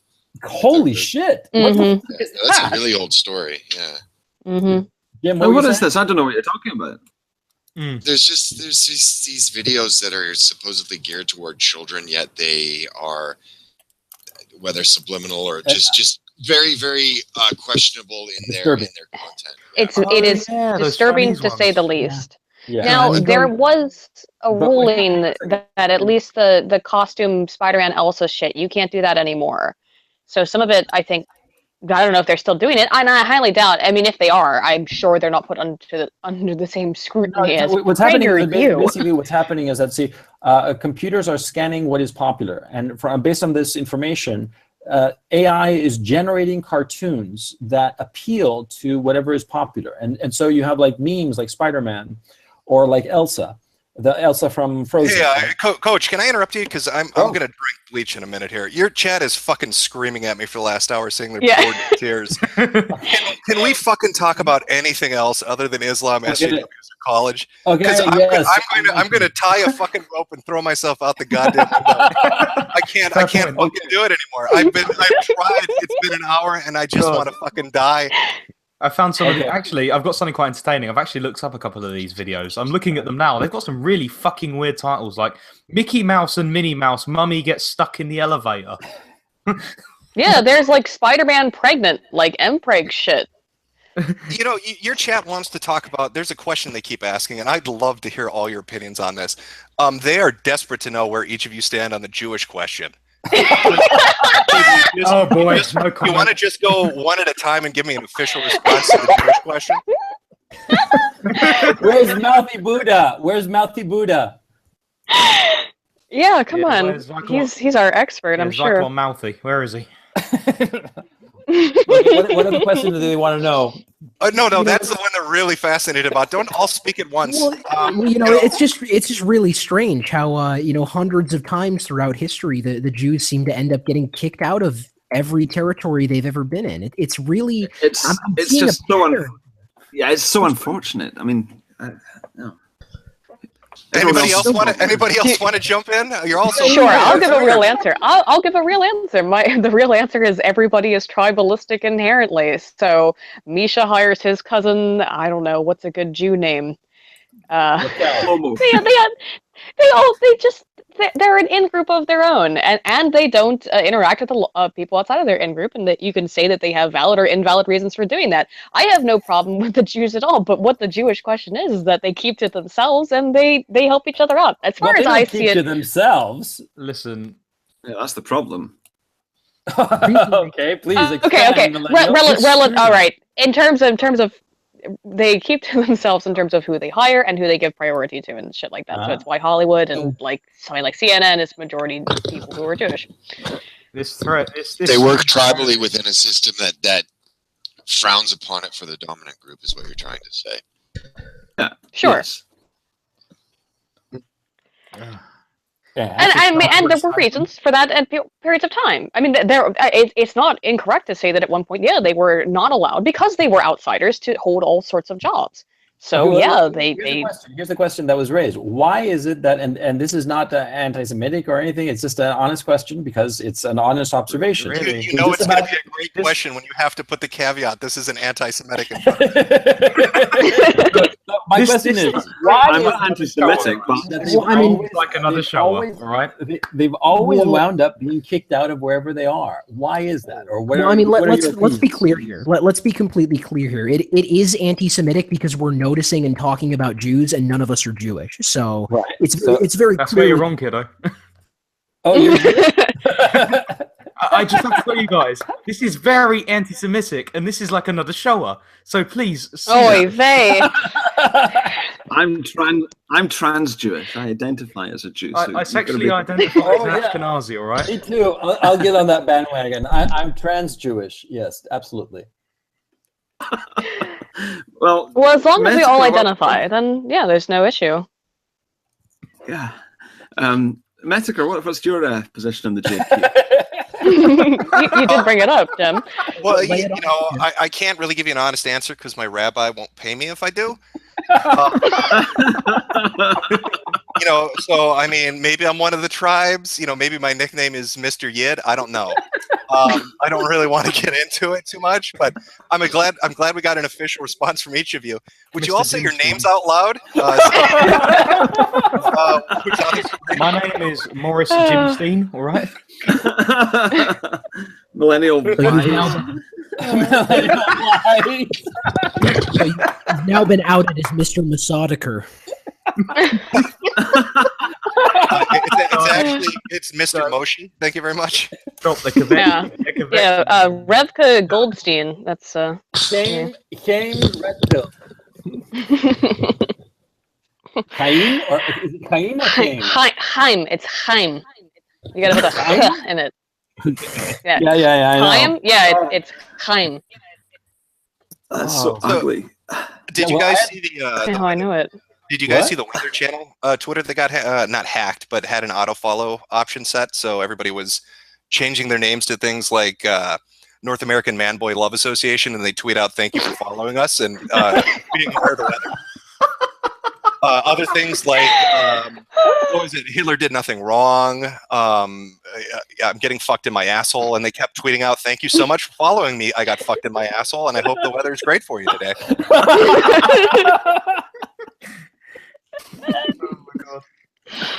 Was it Pepsi that did the thing where they tweeted out word art and everyone started tweeting swastikas at them? Once people figured out that some idiot intern had set this to auto, everybody jumped on. It was Channel 3 Weather, WKYC Weather, if you're curious. WK Weiss? Yeah, there you go. Okay, Weiss. All right. It's coming full circle now. Oh, God. Oh, God. We're going to go straight to hell, you know? But, straight to hell or you know, like, not get a job in Hollywood. Mm-hmm. But... All right, I'm gonna head off. So it's been nice to speak to you all. Look at them all bail. Once the JQ got brought up, everybody suddenly got to go. Oh yeah, real fucking brave, guys. Real brave. Come to skedaddle, I think. All right, I'll speak to you all later. Okay. Bye bye. Take it easy, Millennial. Look, guys, if you don't hear anything from me again, you know it's Mossad, all right? Oh, what happened to JF? We didn't get an answer from JF. You know, he JQ. Yeah, he just dipped out. Yeah, he skipped out on the whole JQ thing. No, he's all disgusted with you. That's what. He yeah, is. I mean, I'm in for talking about it. It's just that since I lagged by 1 second, I waited for the question. But yeah, I find you guys pretty blue-pilled cocks. I didn't know that of you guys. We start talking about the GQ, and there's like 5 trigger warnings, and Aiden is like, yeah, but they were constrained into becoming this very powerful people. I mean, there's plenty of evidence. There's plenty of evidence from, for example, the John Podesta emails that Jewish billionaires are bending the democratic process in the US through their money in ways that violate the law, in a way that redirects billions of money into the pockets of Jewish bankers. So I like to take the Jewish question and divide it into 100 questions. 1, are there Jewish people? Yes. 2, are they bankers? Yes. Do some of them conspire? Yes. We have the evidence in the John Podesta emails. Do some of them send money to government agents to choose who will direct the future governments? Yes, they did under Obama. Did some of these Jewish billionaires benefit in the billions of dollars from the government decisions following the election of Obama? Yes. Do these people coordinate in conspiratory fashion? Yes. And so that's my answer to the Jewish question. It's 100 yes. I don't know. I don't know if I actually disagree with that. I said that they all work together. Well, I mean, how could you? You just were more eloquent and Right. Well, right. Yeah, but that was. But I mean, it's important to make the distinction. I'm not entirely blue-pilled. It's like another show of this. Because the tableau that you've been painting, Aiden, is one where the Jews are just using a free economical principle where they create association, they freely form groups that advantage themselves. That would be fair. But if you're donating illegally to the Democrat Party in the hope of influencing the democratic process, influencing lawmaking in ways that bring back billions of dollars to Jewish bankers, this is a different type of critique that's deserved here. I would agree. However, do not most groups attempt to skirt any sort of legal or systems in place in order to benefit themselves to the greatest possible level? I wouldn't say that my only and then the Jewish question becomes, why are Jewish people so good about it? Why are they so good at it? A long history of experience. To be fair, they have had a bit of practice. Yeah, I mean, that's the only. I would say that's the only real difference. This has only happened hundreds of times throughout history, guys. It's one thing to talk about a question, but what would your solution to this be? If you had to come up with a final solution to the Jewish question, what would that be? Well, I mean, the solution is the same as any state that is overtaken. It doesn't even matter that it's the Jewish people that are controlling the bank system to a certain extent. If you want a free state, if you want to create a free society, you're already dismantling the tools by which the democratic process could hurt you. In a free society, in a libertarian type society, you wouldn't mind that Jewish people are trying to change the government, because the government would not have the power to invade your individual liberty. So transform the government into what it should be, which is a private corporation, and make it very small. That's my solution. Then anyone who attempts to modify, to manipulate the system in conspiratory fashion will simply be controlling an entity that doesn't have the power to impact my life. Yeah, I agree. Well, that's a good answer. You know, the chat wants to talk about something less controversial, so they wanted your opinions on black crime rates. Any insights into those? That's like my mainstream topic. Well, black crime rates, I mean, yes, they are higher. Is it so high that I think the problem gets more attention than it deserves? Because ultimately, we want criminals in prison and we want non-criminals out of prison. That should be our aim. And we're not going to use skin color to put people in prison. So why are we talking about the link between race and crime that much? I'm not sure it's that relevant. Ultimately, we want a society that's able to distinguish at the individual level whether the person will commit a crime. Oh, I'm not interested in whether or not a person will commit. I'm not interested in whether or not someone will commit a crime. I'm only interested in once the crime has been committed. Oh, yeah. So, yeah, I'm sorry I used will, but it's whether it was committed. And the problem is, if you engage into starting to categorize people based on statistics, the only thing you might be interested in doing is social engineering, and that's totally uninteresting. Sure. I think, well, I mean, the problem is that, yes, you could make probably a predictive model and say that it might be more likely for black people, knowing that they're in the United States, they're about 13% of the population, and they commit that's what the left wants to do with that kind of stats. Predictive models, however, and this is something I always have an issue with, is that you can use statistics to describe something and to make predictions, but it never ever refers to any individual person. So this is why, like, yeah, of course, I would say you have to wait till the crime is committed. So. Yeah, I mean, I think that it's important to be aware of the statistics because there is a disparate situation there. There's a clear trend, but using it to do anything beyond, I guess, describing would seem fruitless or outright undemocratic and fucked up. I don't want to say undemocratic. Never mind. Oh, see, we're getting good here now. Now it's getting interesting. We got two different opinions here. Yeah. Well, the chat also asked Aiden to refer to Jim as Daddy. Daddy last time. Yeah, Jim, call me a hole. That'll probably. Oh, there we go. Well, the chat only wants me Hey, Aiden. to call you a hole when you start talking about environmental data. They were very specific. They did not like that.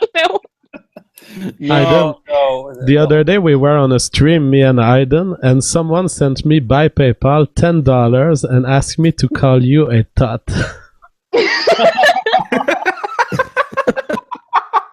There's actually someone who has invested $10 for.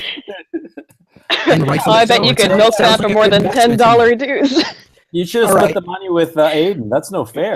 It's a two-way street. Equity. Yeah. Okay, well, Jim, what else are you asking out there? I'm no problem. So thank you, Coach, for having me on. Congratulations on 10,000 subs. Nice talking to everybody. Nice meeting you, Jim. Yeah, take it easy, man. Enjoy the rest of the stream. Yeah, right. Bye, mate. Bye. Well, so what else, Jim? What are the plebes down in the comment section saying to us? Well, let's see. The Jewish question and Black Pride ended up getting 3 people to leave. So let's see what we can do. Women's suffrage. You crashed the stream with no survivors. Is it? How about here's a question that somebody has brought up numerous times. Maybe you can give me your opinions on this. Is it morally right to fuck your own child? Oh my god! Is that Destiny speaking? Is the it's the pitter patter of his little feet? It's hard to hear you from down there. What could you speak? I missed it. It's one of the questions that it's on his mind, and I just can't come up with a solid answer for it because he's so determined to get one. I mean, I think it's going to take us 2 hours to go over to find out if this is actually moral or not. It's going to take at least 2 hours of serious debate. Oh god. Yeah, you got to. Yeah, it depends on your moral framework. Well, I honestly want to meet the little guy. I mean, he seems like a little barrel of monkeys. I mean, just somebody to hang out with and be amused by. I can't say what Destiny's moral framework is, but if I had to guess, I'd say about 4'2". Does that help? Jesus. You figure he's actually listening to this shit? Is Destiny listening to it? He's probably Twitch casting right now, fucking StarCraft or something. I don't know what he does. No, someone will send it to him immediately, and he will. JF, when you had Mouthy Buddha on, within 5 minutes, he was watching it live on stream. Apparently getting triggered. I don't fucking watch. Oh yeah, there's great tension between me and Destiny because a lot of my user base on Twitch, a lot of the audience came from Destiny. They learned about me from Destiny, and there's this ongoing tension because Destiny was pissed off that I published a video where I call him out for lying or at least telling false stuff about Sargon, and since then he's been very emotional every time he talks about me. Well, I'm not going to go too much into that, but time, JF. Yeah. Can I propose something to the audience? What? Sorry. I will give a shout out to anybody here who somehow finds Destiny's address and sends him a booster seat. I will give you a shout out. Hand over heart. If you send him a booster seat, you get that shout out. No, I propose that somebody get poor Kraut to show up here and give us an explanation as to his latest video. Oh. I sent him Kraut has just released their 3rd video. I cannot wait. What? Yeah. Because JF didn't come in until after we had the discussion about it. Well, a quick recap because we had a big discussion about it. Yeah, Moron just released a 3rd video, and it's like a further car crash. It's a complete disaster. And it's Go ahead. Well, I just watched 30 seconds, but I cannot wait. I think I'm like a child who's getting to Halloween, and it's like the candies are coming, and I know they're coming, but I have no idea what he talks about yet. Oh, just bullshit. I actually think it's better than the RK selection one. Mm-hmm. I don't know if it's better than the last one because the Dr. Deodorant? Yeah, what about whatever. That was very embarrassing. the guy he has on this time is also, I don't know if he's intentionally misunderstanding, if he can't read the studies for some reason. And like, I'm not a biologist. Now, the thing that pisses me off, and that pissed me off in general, was I'm obviously a social scientist. So when you start out, and has gone at this entire thing of fuck social science, I obviously have a objection to that. And I think that, and as I said in the beginning, I know Jeff wasn't here, you are missing out on a massive portion of this question when you just come out of the gate saying fuck social science. It doesn't count. He just aligned himself with people who are telling him what he wants to hear and what he figures that he can regurgitate, that sort of like matches up to what alt hype is saying, and sort of like appears to quote unquote win. It's just when you define your winning criteria in such very slim sort of, it's like I'm only going to look at certain pieces of data, and including dismissing entire fields of research and inquiry. I'm going to create straw men and hold my opponents to a standard of evidence that no one, even in the field of genetics, is held to answer this question. Well, yeah, then you, I guess, appear to win, but that's an absurdity and it's not fair. Yeah, but I mean, he's lost sight as to what he's doing, Aiden. I mean, this isn't complicated. Okay, he's self-destructing. And one of the things I want to know about Jim, because Jim has seen this kind of self-destructive behavior in internet celebrities. And I'm trying to figure out, how is this going to end? Will this poor schmuck wake up? Or is he going to just go off the cliff like a fucking lemming? Well, if you want a realistic answer, I mean, okay, yeah, he's lost subs, right? And his videos have gotten downvotes. But, he's got 128,000 subs. He could bleed away 20,000 and be fine. This is similar to the situation with PewDiePie or JonTron. I mean, they lost subs when there was a controversy, but it had no long-term impact. I think he is splitting his audience. I think I'd go as far as saying a lot of the, rational skeptics trademark use the alt-right and people of that kind of, people that lean that way to build their audience. Right. And, I think they're kind of turning their back a little bit on that. And I think that it's splitting the audience. It's making them angry. Now, I don't know. He's making a mistake. Like I said, I think he's just angry, and this is sort of his way of kind of trying to get to get a piece of flesh of his own. You know what I mean? But it doesn't feel like it's working. But let me ask you something. Have you ever seen anybody like this? I mean, we all agree that the guy is talented. I think that's what breaks my heart, because this guy is talented. I mean, he's not a complete imbecile, and he could be like a powerful force. But it seems that he's self-destructing. Have you ever seen anything like this? And if you have, how did it end? Did the guy wake up? Shit like this happens all the time. I mean, you've got YouTube accounts that have lots of subs, it gets lots of views, and then they piss their audience off, and it diminishes over time. Your entire series, on that guy with the glasses was evidence of that.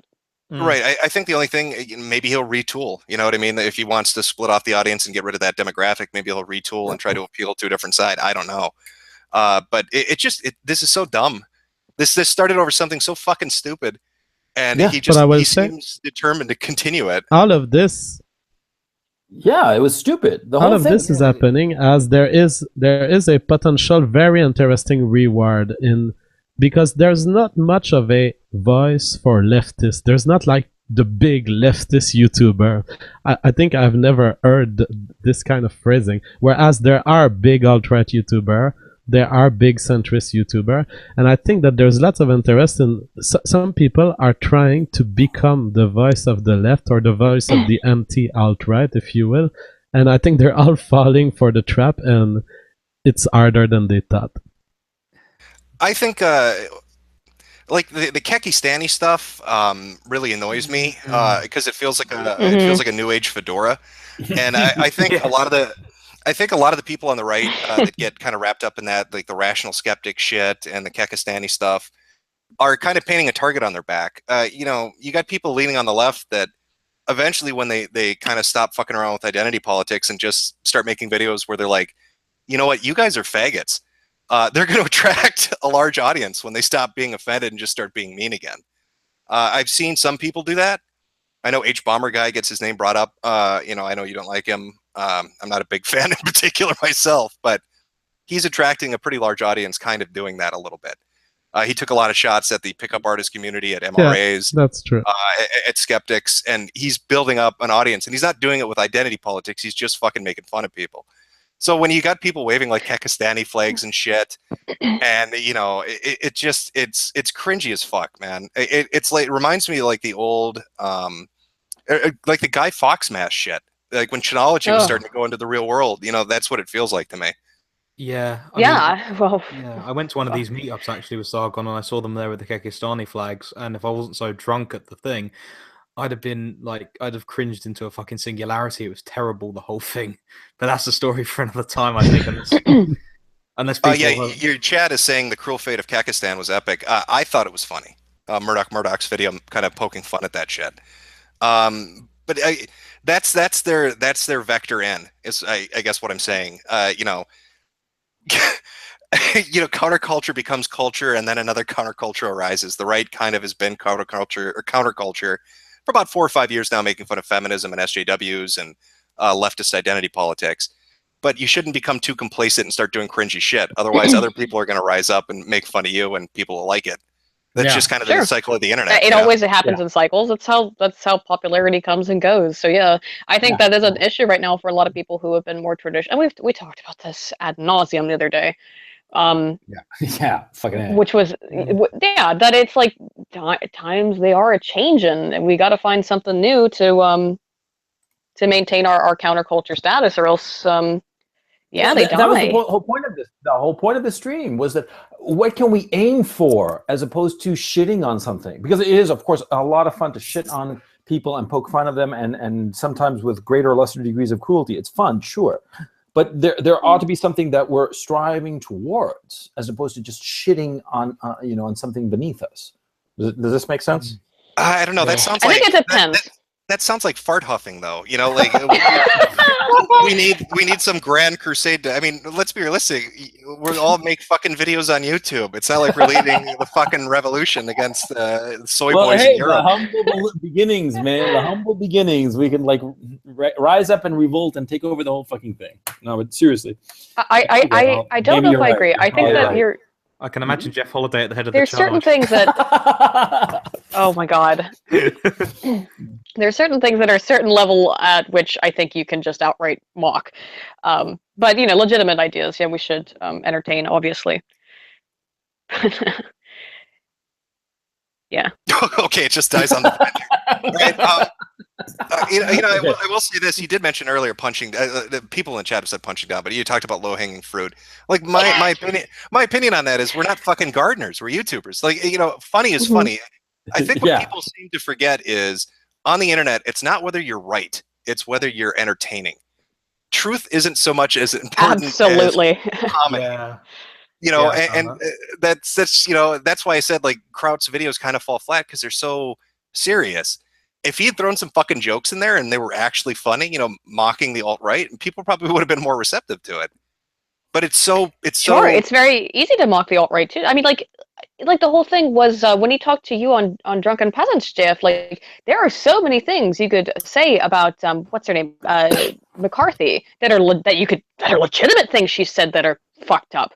And he chose, or this is Jeff Holiday, not Kraut. I'm sorry, but he actually pointed out really fucked up shit she said instead of making something up or misrepresenting something she said. It's very easy to mock some of this stuff. Yeah. Just you gotta. Yeah, and a lot of people are criticizing that a lot of people wanted me essentially to forget that he strawmanned her and address points, but I cannot engage in a conversation where the third party is being accused falsely and stand there and play as if the accusations are true, because the person is not there to defend themselves. So what I did, I'm very proud of what I did. I looked at Jeff and I said, I will not engage with your strawman. You are strawmanning these people. And I had to trust my memory on that, because Jeff surprised me with an interpretation of a Ryan Falk statement, also of an interview I had done 6 months ago. I trusted my memory and I looked back at the video now and I was right. Ryan Falk did not state what Jeff was claiming he stated with insurance. He stated it as an hypothesis. I'm very proud of having standed there and said, no, he's not here to defend himself. I don't play with these games. I believe that you are falsely accusing him right now. Wow. Was that the libertarian, or whites are more likely to be a libertarian thing? Or was it something else? No, I'm forgetting. Is it a libertarian thing? No, I think it comes from my academic training and also from my legal training. No, I was wondering Jeff's statement. Yeah. His statement. Yeah, his statement was about Ryan Falk having said that libertarians indeed are more prevalent in the white race. But he raised this as an hypothesis. He said, I have this idea. When you start a sentence with "I have this idea," of course you're raising an hypothesis. And Jeff Halliday was like, "No, he said it with insurance." No. That's what I thought. Yeah. Okay. Can we just accept that Jeff is a little bit autistic? Well, he's your bête noir, you know. So yeah, of course. I think that. No, I wish he was more autistic. I think he would make less errors. No, it's nothing.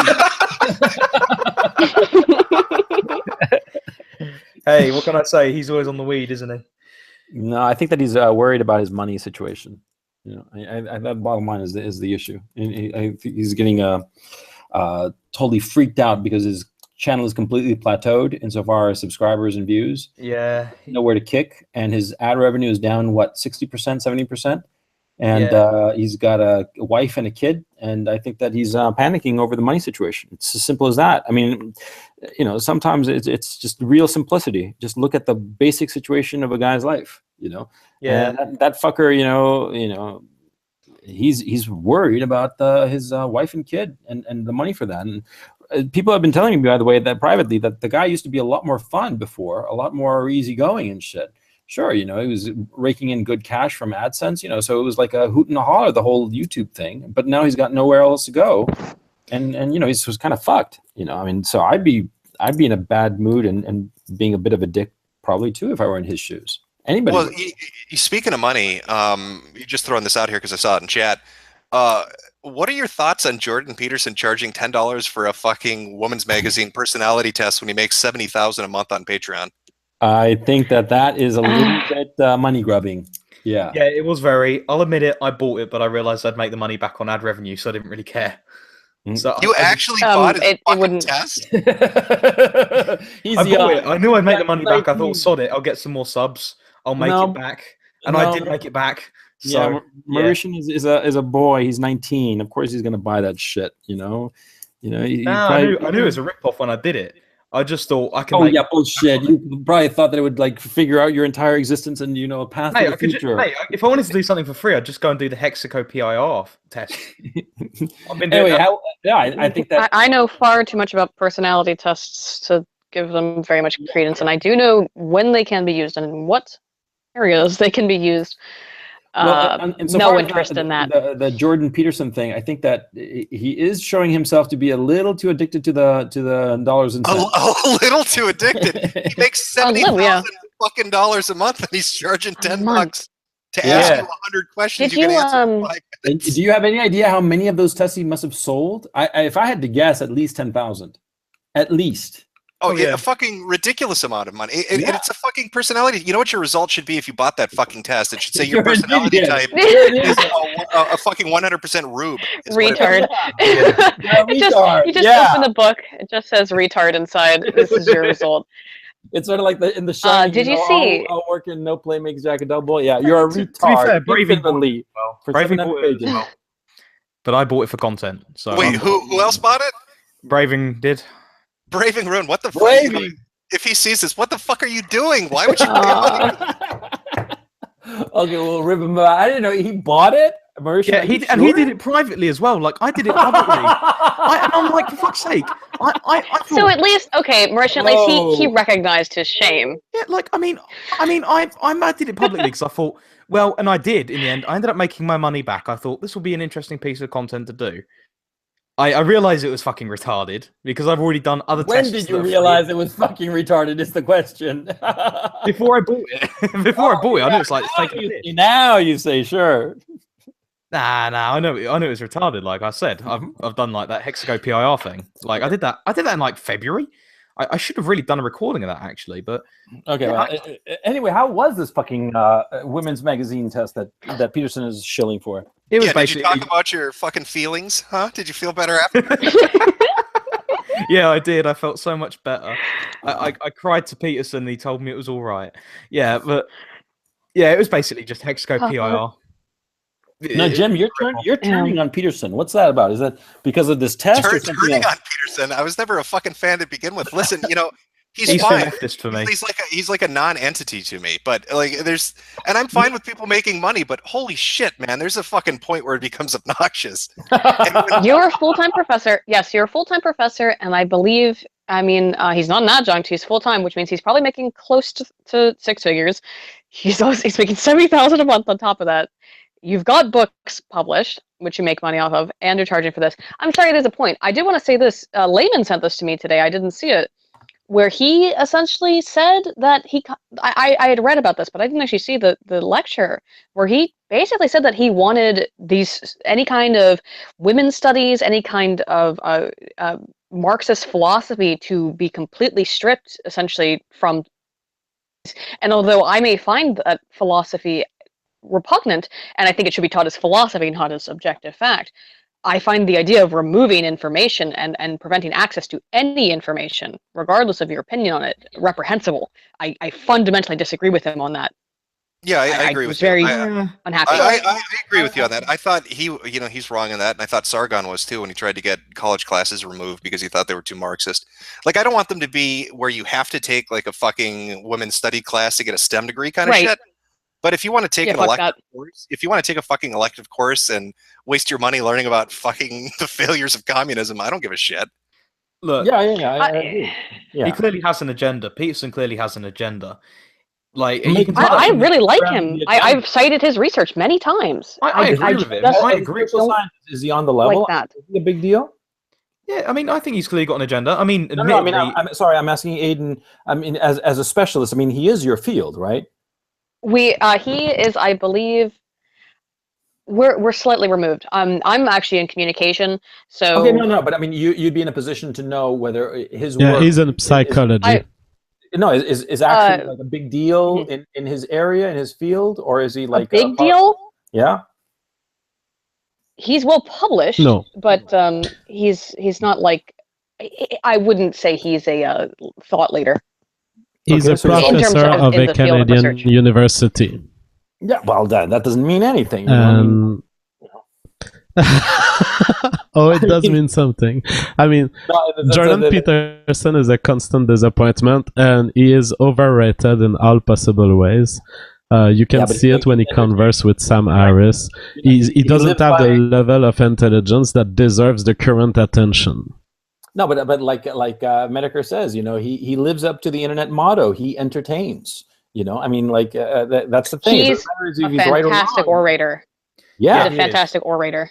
Yeah, and I agree with Jeff. Exactly. I think Peterson's fucking boring and dry, and I've never really been turned on to it. Like I said, he's a non-entity to me, but it's fucking, the amount of money he makes is so retarded. Like, that's the one thing I find the funniest, right? People on the anti-SJW side, like the alt-right, whatever you want to call it, that kind of collective that's not towards the left, right? Right. They're so easy to milk. Kekistani shirts, fucking Milo selling it's okay to be white shirt. Oh yeah, how about personality test? They're easy to milk than the left. I've been doing it for a while. But I mean, it's gotten to the point of being fucking ridiculous. It's like the shit where Tumblr chicks used to buy white male tears coffee mugs and shit, and I used to make fun of that. And then I see people buying fucking Milo "It's okay to be white" shirts and buying personality tests, and I'm like, what the fuck are you doing? Oh yeah, yes. Like I've been doing stuff like that. Like in my real life, I made an account on Teespring, and I basically made a Che Guevara style version of Jeremy Corbyn sort of shirt and started flogging them on my campus. Made like 200 quid. Like, people are so gullible. Yeah, people are so fucking gullible. I reckon I could probably make double of that if I did a Kekistani shirt. Well, it's that the right wingers have the money, because bottom line, the lefties are all a bunch of deadbeats who living in their mom's basement. I'm not sure. I think a lot of the time, at least on university campuses, the biggest lefties are the ones where mummy and daddy are like. Yeah, but they're not going to buy shit. They're not going to buy like I'm a feminist T-shirt. You'd be surprised. I didn't make my 200 quid from nowhere. Yeah. I don't know. You'd be surprised. These people flush away so much on drugs. You would not believe it. Oh yeah, that I believe. Drugs and T-shirts and trinkets and shit. Like, admittedly, not as much as something like ket or weed, but like they still pump a lot of money. So what other burning question is the chat asking? I love this. One guy's like, Jim Sakami, listen, I'm for capitalism, but if you're a dumb fuck that buys shitty products, I'm going to laugh at you. Like, if you're going to waste your money on dumb shit, I'm going to fucking call you a retard for buying it. I mean, how many, like there's all kinds of YouTube videos about that too. People, the fucking like pants on head, stupid infomercial shit they sell that makes no sense. Like, hey, do you know how to crack an egg? Isn't this a difficult thing for you? Yeah, I'm sorry. Like, if you want to waste your money on it, good for you. But I'm allowed to make fun of you for doing that shit. I don't know. It's 8-9 years ago, when somebody would come up with an idea or a joke or a troll on 4chan, it would get stolen by other websites. And it feels like that's happening now, but then people are profiting off of it as well. So it just feels like the same shit that E-Bombs World used to do, or Gaia Online, or fucking 9gag used to do. Yeah, but they're selling it well, which is fucking crazy to me. Normies ruin everything. It is IRL E-Bombs World. That's exactly what that It's Okay to Be White shit Milo's doing and stuff. Yeah, that's IRL E-Bombs World, taking some 4chan meme and selling it. To tell you the truth, I thought it was fucking genius how he did it so fast. I mean, just like he latched onto that. It's not genius, it's laziness. Well, no, it's a certain commercial and a marketing savvy that is undeniable. Milo's thing. Well, yeah, but greed. Everybody is a little bit greedy, and everybody recognizes when it's their moment to make hay. Look, Milo doesn't have a lot more mileage left in him. I'm surprised he's even. What? I thought he got a $10 million infusion to start his own media company, didn't he? That? I hadn't heard that. When did that happen? Recently. From what I understand, he got $10 million to start his own thing. You're kidding me. I could have sworn I heard that. No, venture capitalists are so retarded. Like, they're throwing all sorts of money. His money daddy, his sugar daddy, disowned him. It was this big billionaire who told You're talking about the Mercers, yeah. But right, no, Mercers. from what I understand, he still got the $10 million. He still got the $10 million from the Mercers or from somebody else? Oh, somebody's saying in chat it was $12 million. Okay, 12, but Jesus. from Mercers or somebody else? I could have sworn it was from the Mercers, and I thought Bannon was helping him establish himself, but I don't know. I know he exists like on Facebook. He's got a huge following on Facebook, like 2 million people. His YouTube channel's got like 500,000 people. He's just not, I guess, as vocally known because Twitter was kind of his main avenue to getting towards people. But from what I understand, like, yeah, he's starting up his own venture. So I don't know where that is. Why would you give $12 million to such a fucking degenerate? That's what I want to know. I wouldn't give him that money. I don't think he would know what to do with it in terms of organization, and he'd need like a point man who'd actually know how to set up a business. You don't give that kind of money to a twerp like him. I mean, he's just a witty homosexual guy who dresses funky. That's it. He doesn't have any kind of business savvy in an actual business, setting up a business kind of sense. Exactly. All he's good at is being witty and having a bit of banter and getting rammed by black men. That's it, though. That's all he's good that goes back to what we started saying. He's entertaining. He's funny. He makes people laugh with it. I mean, it's such a fucking flaming faggot. No, Shit, that's what right? that's what matters on the internet. If you're entertaining, people will consume whatever you have, as part of your appeal. I just shake my head sometimes at some of the stuff people spend their money on. That's all I'm saying, chat. By the way, it's just stop buying personality tests. What the fuck are you doing? And it is so funny. This has been accelerating because you mentioned the Guy Fawkes shit with the Chanology stuff. I was really against that at the time, to the point where I went out in counter protest, not like a serious one, but I thought that it's like we're 4chan, we're going to go out in public and protest Scientology. And I thought, this is the dumbest shit I have ever heard of. You're taking the internet seriously. What the fuck are you doing? So I showed up with a bunch of signs that said shit like 4chan.org, tell all your friend, and just stupid fucking shit with like memes written wrong just to piss them off, because it did. They got irate. They were pissed the fuck off. They're like, no, you're not supposed to tell anyone about our secret clubhouse. And it's just gotten worse from there. So now, it's just the commoditization of fucking memes and internet humor and culture, whatever you want to call it. Well, your chat keeps bringing up another question, so maybe I'll just poll all of you. They want to know if you stand. They want to know if you stand with Laura Loomer's tire. I do. In peace. In solidarity. R.I.P. in peace. Poor tire. Yeah. Too beautiful for this world. Too pure. Yeah. Yeah. The lefties did it. The lefties flashed her tires. I stand by Laura Loomer, and I believe her when she says that the lefties did it. Fuck yeah. Another casualty in the war of ideas. What do you think? What do you think of the rape allegation against her? Oh yeah, totally. I totally buy that. I can see it. I totally buy that. And if we're tying it back into the JQ, isn't it weird that irrespective of the sex, there is something very peculiar. It all comes back to the JQ. Very peculiar about the how can we put this in a PC kind of way? In the privilege of the certain people who are all been labeled harassers and sexual assaulters, they all share a common denominator. I invite you to consider that. And that's all I have to say about that. Oh, I have an associated point. Oh my God. What the fuck do you guys... No, hang on. It's not going to be that bad. It's not going to be that bad. Because I don't think Louis C.K. is actually one of them. In parentheses. Polish, like that. Eastern European, but he's. I don't know what the fuck. He's Irish. He's like half Mexican or something. But no, it doesn't matter. Okay, he's not. It doesn't. I don't think he's one of them though. I think what matters to get away from that. Actually, I just made a video on the question of Louis C.K. and some user came and pretended exactly the kind of conspiracy theory that Coach Red Pill seems to be referring to, cryptically, I would say, Nazi cryptically, and he said that Louis C.K. had a grandfather that was partly Jewish. That was his conspiracy theory. Never mind. I guess I was wrong. Listen to this one, because this is what Coach Red Pill is currently referring to.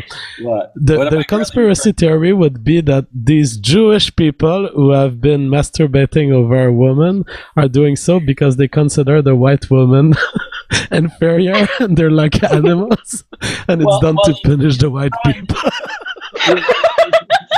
The old Jewish saying, right? Shiksas are for practice. That is exactly what the conspiracy theorist guy came to say on my channel when I released the video. Louis C.K. did nothing wrong. But anyways, I don't believe in that theory, but I do believe that Louis C.K. did nothing wrong. So I haven't watched your video yet, but I think we agree, because so he asked. Now it's weird. You can call it weird and gross and degenerate that he asked these women if he could masturbate in front of them or pull out his dick. That's just weird. But they all agreed. They said okay. Exactly. So it's consensual. Nervously, what the fuck are they going to say? Right? He can control their... Are you saying women have no agency then? You say, no, I am not interested in seeing you masturbate in front of me.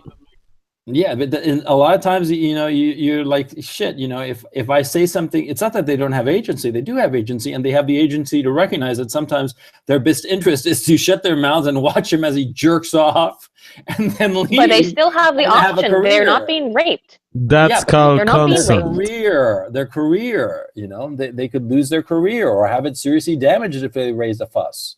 I think women have. I think women have the ability to say no. Raising problem about a consensual relationship is not a proper venue for contesting. If you've been raped, you go to see the police. Yeah. So what you're saying about the industry silencing them has nothing to do. It doesn't matter. They would have been treated by the police, and they could have, in fact, they could have benefited from anonymity if that was a problem. The fact is, what matters in these cases is that they were all engaging consensually. They were enjoying the fact of having a celebrity masturbate in front of them. Some of them report laughing, some of them report saying yes, some of them report coming back multiple times to see him masturbate in front of them. That's consensual, and it's ridiculous that it makes a scandal today, especially given that Louis C.K. has been admitting for years that this is what he was doing. Yeah. Any fan of Louis C.K., and I'm one of them, knows that he talks about it on his stand-up comedy. There's no secret, literally no secret. Yeah, well, the thing is, he lost everything. I mean, he got cut off by everybody. Actually, I've got something tangentially related to this. But that doesn't matter. Yeah, I've got a really... Apparently not. I've got a tangentially related thing to this, because my friend at my university runs a political society, right? And he pointed out what Jean-Francois just pointed out on his party Facebook page, right? And he got called in by the union, and I went in there with him, and we sat there for about an hour or so arguing about freedom of speech, and they were lecturing us about rape culture and stuff. Ugh. And it's really silly, like over something that I think is pretty obvious. What? Well, I mean, the fact that, like, they could have just said no and just walked out and then just not had the career. I mean, they did consent on some level. Yeah, of course they consented. They absolutely consider on every level, as far as I'm concerned. I think that this is another fucking... Every level, yeah. Yeah, exactly. Yes, element of feminism that removes the agency from women. I'm sorry, I know that you want to say you were pressured into it out of money, but yeah, go to the police and tell them what he did, and guess what? 20 years ago. He would have gotten in trouble for this if it was really that coercive and it was that horrible for you. Moreover, and Hard Bastard and I have talked about this, does this not set a precedent that says anybody who is famous consensual sex with anyone? Yeah, what did you dropped out? Yes, that's exactly the point of my video. Can you yes, repeat that? anyone who's famous now, this sets a precedence that says anyone who is famous cannot have consensual sex with anyone. Yeah, pretty much. That's fucked. I don't like that at all. And I like Louis C.K. as well, even though he's a lefty, and people have argued with me and saying, well, he's just saying the shit he says about feminism to be in vogue, which maybe he is. I don't know. I mean, his comedy is fairly irreverent, so I don't know. But if this becomes the standard, no one should ever want to be famous. I don't understand why anyone would want to be famous in the first place. People are saying that I should true. get atheism is unstoppable on the stream. I've never met the man. Atheism is unstoppable. If you're watching, that would be awesome. That would be awesome. I've never spoken to him. This is going to be interesting. Okay, so the majority say bring him on. Okay, great. Atheism is unstoppable. If you're listening, why don't you Twitter DM me and we'll get you on.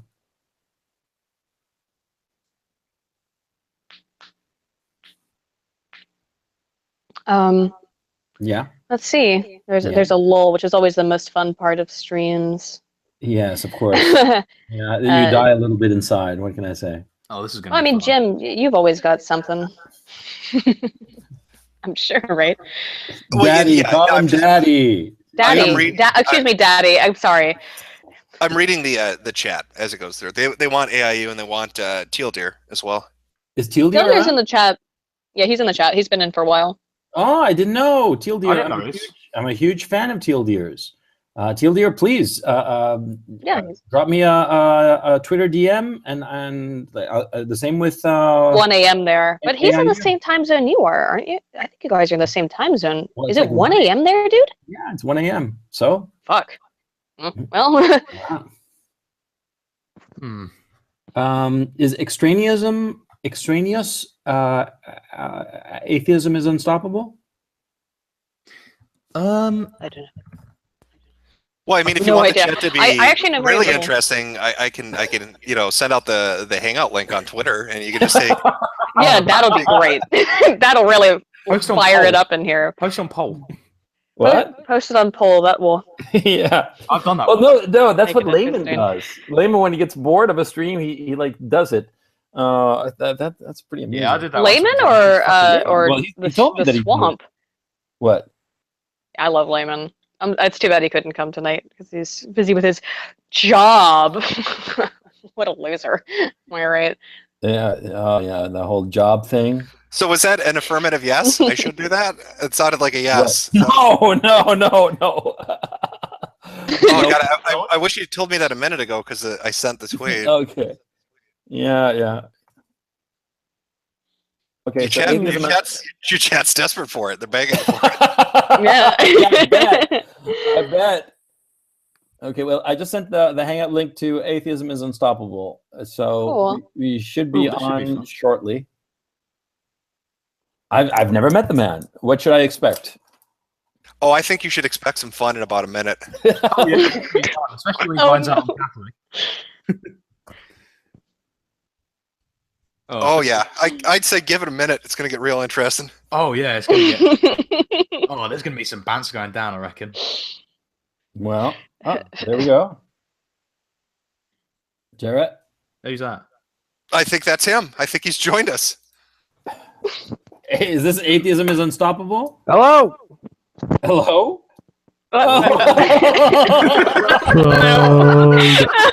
Oh, great. Oh God. This?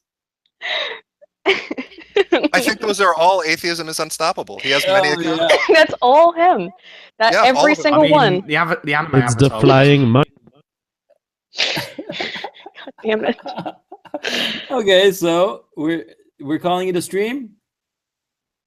Yeah, no, feel free. Let's put the Jewish question back on the table since we got some new people.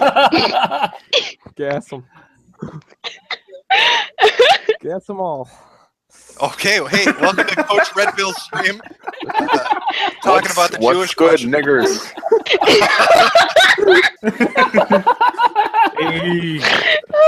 Great fucking job, Jim. Quick, Yeah, we posted it on the Jim, I got a question. Go for it. Are traps gay? Oh, they're very Yes, gay, Mike. No, traps aren't gay. They're not gay. They're very gay. Jim, Jim, would you like to? Feminine penises, all right? Jim, you should come on a public. We're holding a public debate. Me and Layman are going to be on one side. You should debate the other side. Are traps gay? boys. Yeah, what else? Welcome to the chat, gentlemen. Woo! Fucking. What is this? I trapped. Okay. Where's Jim? Oh,